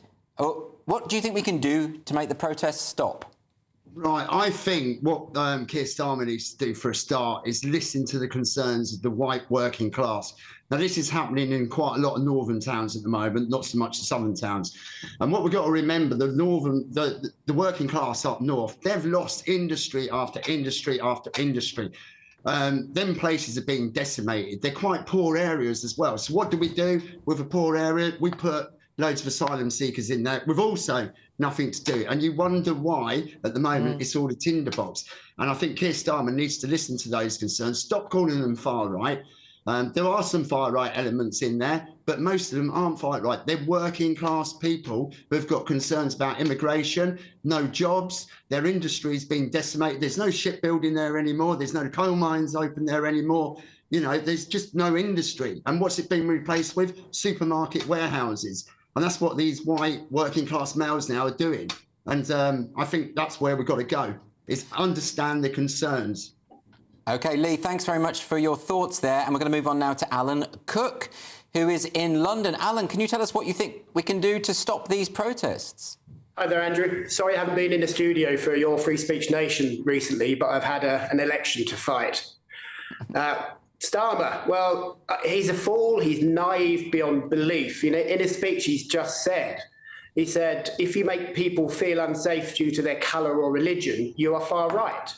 But what about the Jewish in London? How many months have they felt unsafe in the streets of London due to the hate marches, and nothing has been done by the police? No 24-hour courts for them. So he's a hypocrite, he's divisive, and he's wrong. You know, you can only push people so far, and eventually they will crack.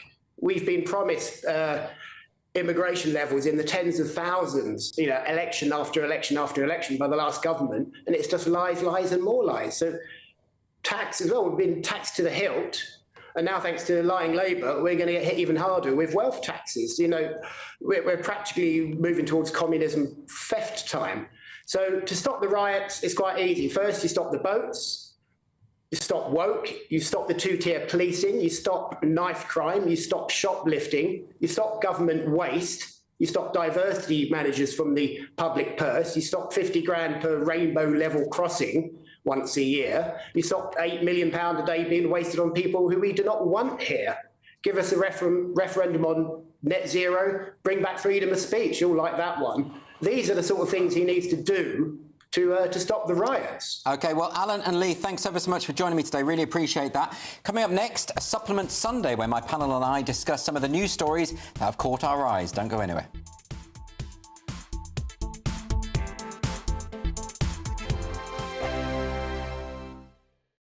Join me, Neil Oliver, every Sunday night at 6 p.m. on GB News. And if an hour is not nearly enough for you, go to gbnews.com for special extended episodes online every Friday at 9 p.m, where we can truly get into the nitty-gritty of what's going on. GB News, Britain's news channel.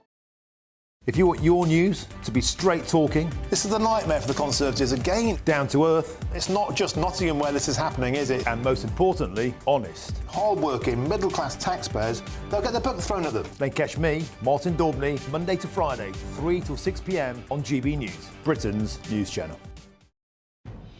Good afternoon, Britain. Weekdays from midday. An employment tribunal has found that a senior lawyer telling a legal secretary that she looked nice created an intimidating environment and made her feel violated. Well, she's won her sexual harassment suit, so is saying someone looks nice acceptable in the workplace anymore? Well, joining us now to debate this is political commentator Christine Hamilton, who thinks it should be, and author and journalist Rebecca Reid, who thinks making comments like these are unnecessary. OK, Rebecca, why is it unnecessary to tell your colleague they look nice? Well, how somebody looks at work shouldn't be particularly important or relevant, but I think my issue here is that it's used as a sort of dismissive way to make women feel silly for complaining about things. Like, oh, it's just saying you look nice, why does it matter? But we all know there are different ways of saying things, and if you are an older man in a position of power, looking a woman up and down and saying, oh, you look nice, in a lascivious tone, which, as far as we know, is quite possibly what happened, that's not acceptable, that's not workplace appropriate, and it would make somebody feel uncomfortable. Christine, she's right, Rebecca, isn't she? It depends how it's said. If you've got someone who's sleazy saying, oh, you look nice, you're going to be a bit off-put, aren't you? Yes, we don't know whether this was said in a lascivious tone or not. And as far as I can see, this particular case, the boss went too far and he did a lot of other things as well. But what worries me is that the Tribunal has ruled that just saying you look nice could be included as sexual harassment. Now, I think that is ridiculous. Realistically, women don't make these accusations for fun. Women don't make these accusations to be difficult. They do it because they've been made to feel unsafe or unable to work in a certain place. GB News, the People's Channel. I'm Christopher Hope. From pop stars to politicians, I'll interview anybody in a pub who's got a political opinion. Join me every Friday on Spotify, Apple Podcasts, YouTube or gbnews.com, or wherever you get your podcasts. This is GB News, the People's Channel.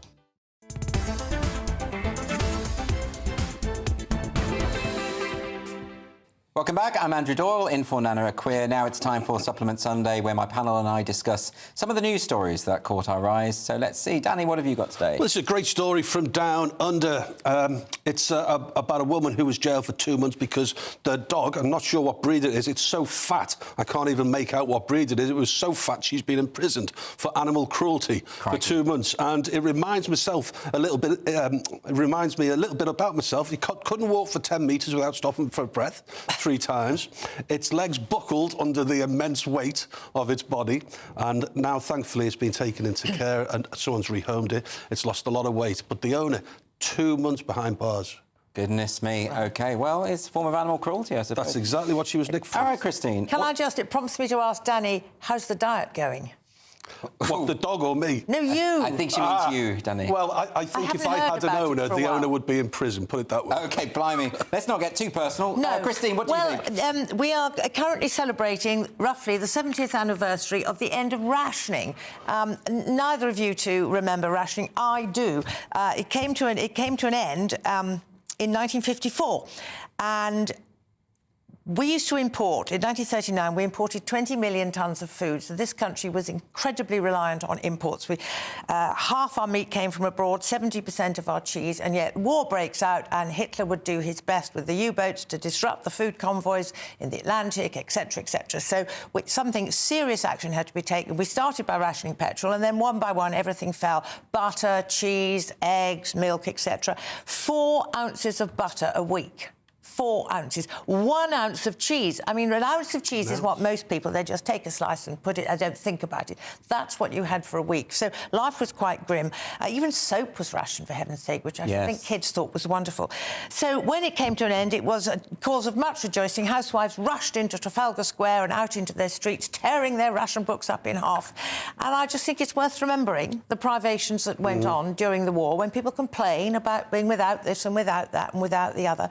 Privations during the war were very serious and very hard. I didn't eat a banana. I had never seen a banana until I was 6. Yeah, I think we're all quite pampered these days, aren't we? Or a lemon. Couldn't have a lemon either. Well, didn't have lemons. Goodness me. Goodness me. I didn't notice I was missing them because I didn't know about them, but, you know. Absolutely. What would Carmen Miranda do? Wow. Anyway, now across to America, where Prince Harry and his wife Meghan Markle have been discussing online safety with TV network CBS. I think one of the scariest things that we've learned over the course of the last 15, 17 years that social media's been around, and more so recently, is the fact that it could happen to absolutely anybody. I mean, we always talk about, in the olden days, if your kids were under your roof, you knew what they were up to. At least they were safe, right? And now they can be in the next door room on a tablet or on a phone and can be going down these rabbit holes. And before you know it, within 24 hours, they could be taking their life. And if you're affected by anything that we've discussed, you can contact the Samaritans on 116 123. Christine and Danny, I'll come to you first, Christine. Online safety, I mean, it is a worry for parents, isn't it? Because it's not possible for them to monitor what their children are doing at all times. It's a huge worry, and I don't basically take any notice at all of what Harry says, but of course he's right. I mean, a child could be sitting there talking to you and have goodness knows what on their phone. You could be talking to them face to face, a feet from them, without realising what they've got on their phone. And I do think it's something that has got to be taken very seriously. I think we are taking it seriously, but whether there are any measures in the pipe, it's very difficult, without curbing people's freedom. Well, there's a problem, isn't it? When you have Harry and Meghan sort of raising these kinds of issues, I mean, my only worry is that it kind of opens the door to online censorship, or at least there is pressure for that. Really, it's the parents' responsibility, but how can they do it? I think the world would be a better place without Twitter. Now, I know you both are on Twitter. Oh, yeah, but I hate it. Yeah, so it does more harm than good. Yeah. I think social media does more harm than good. I really do. Yes. I really do. Now, if you look at the very valid concerns about what's going on in the country, the people who are opposing the riots, and this is justifiably, are saying that it's all being fuelled by certain characters on Twitter. Yeah, but that genie's out of the bottle now. I mean, we can't just suddenly close down social media. Well, you could do. I mean, Elon Musk could just close it down if he wanted, and if he were to close it down, he's not going to because he's a multi-billionaire. There would be other platforms. There'd be another one would pop up instantly. But my central point is that without Twitter, I think the world would be a better place. OK, well, that's all we've got time for, I'm afraid. On today's show, we've been asking who would you rather see in the White House? And according to our Twitter poll, 86.5% of you say Trump and 30.5% say Harris. Thanks so much to my panel, author and broadcaster Christine Hamilton and journalist and broadcaster Danny Kelly for joining me today. Thank you. A brighter outlook with Box Solar, sponsors of weather on GB News. Hello there, welcome to your latest GB News weather forecast from the Met Office. The northwest-southeast split over the next 24 hours, turning increasingly humid as we go through Monday for everyone. A deep area of low pressure sits to the northwest of the UK. Outbreaks of heavy rain pushing into parts of western Scotland in particular. Met Office warning in force from this evening onwards. Here we could see 50 to 75 millimetres of rain falling over 24 hours or so, leading to some local disruption. So the rain continues through the evening and overnight across Scotland, Northern Ireland. England and Wales generally dry with some clear spells in the east. Western areas generally cloudier with some patchy rain over the hills. But that humid air moving in, so temperatures overnight dropping no lower than 15 or 16 Celsius in places. So first thing on Monday morning, a wet start across western parts of Scotland. The bright colours there indicating heavy rain. There could be some local disruption, and that rain only slowly pushing northeastwards through the day. Northern Ireland seeing a cloudy start, but further heavy rain quickly pushing in. Similar across northwest England, outbreaks of patchy rain. Wales and the West Country too. Best of the sunshine to start the day across eastern and southeastern parts of England. Through the day on Monday, further pulses of heavy rain continue to push their way northeastwards across Northern Ireland, western parts of Scotland. The Met Office warning out until 9 p.m. in the evening time, so there could be some local disruption through the day. Generally, further south and east, drier and brighter, but quite a bit of cloud. A very humid day, temperatures 25 to 27 Celsius in the sunnier spots. A little breezy across the northwest as well. Into the evening time on Monday, this weather front just starts to slip its way southeastwards, but just still notice some heavy bursts running along it across western parts of England and Wales. And then it's a mixed picture through the rest of the week. There will be some showers at times. Temperatures on the warm side in the south. Looks like things are heating up. Boxed Boilers, sponsors of weather on GB News. Don't miss out on your chance to win a whopping £30,000 in tax-free cash to spend however you like. It's extra cash that could really make a difference to your coming year. You could find yourself on that holiday you've always wanted to take, buy that treat that always seemed out of reach, or just send some of those day-to-day financial stresses packing. £30,000 could be yours. For another chance to win £30,000 in tax-free cash, text CASH to 63232. Text costs £2 plus one standard network rate message. You can enter online at gbnews.com/win. Entries cost £2. Or post your name and number to GB07, PO Box 8690, Derby DE1 9TT. UK only. Entrance must be 18 or over. Lines close at 5 p.m. on the 30th of August. Please check the closing time if listening or watching on demand. Good luck. Join me, Camilla Tominey, for a frank and honest discussion with those in power that cuts through the spin and gets to the heart of the issues shaping our nation. You haven't confirmed that you want to stand as leader, but you haven't ruled it out either. This report basically says that he's not fit to stand trial. Is he indecisive? Incompetent? I deliver the dose of reality Westminster needs. That's the Camilla Tominey Show at 9:30 every Sunday on GB News. The People's Channel, Britain's news channel. Hi there, I'm Michelle Dewberry, and I'm going to take a second to tell you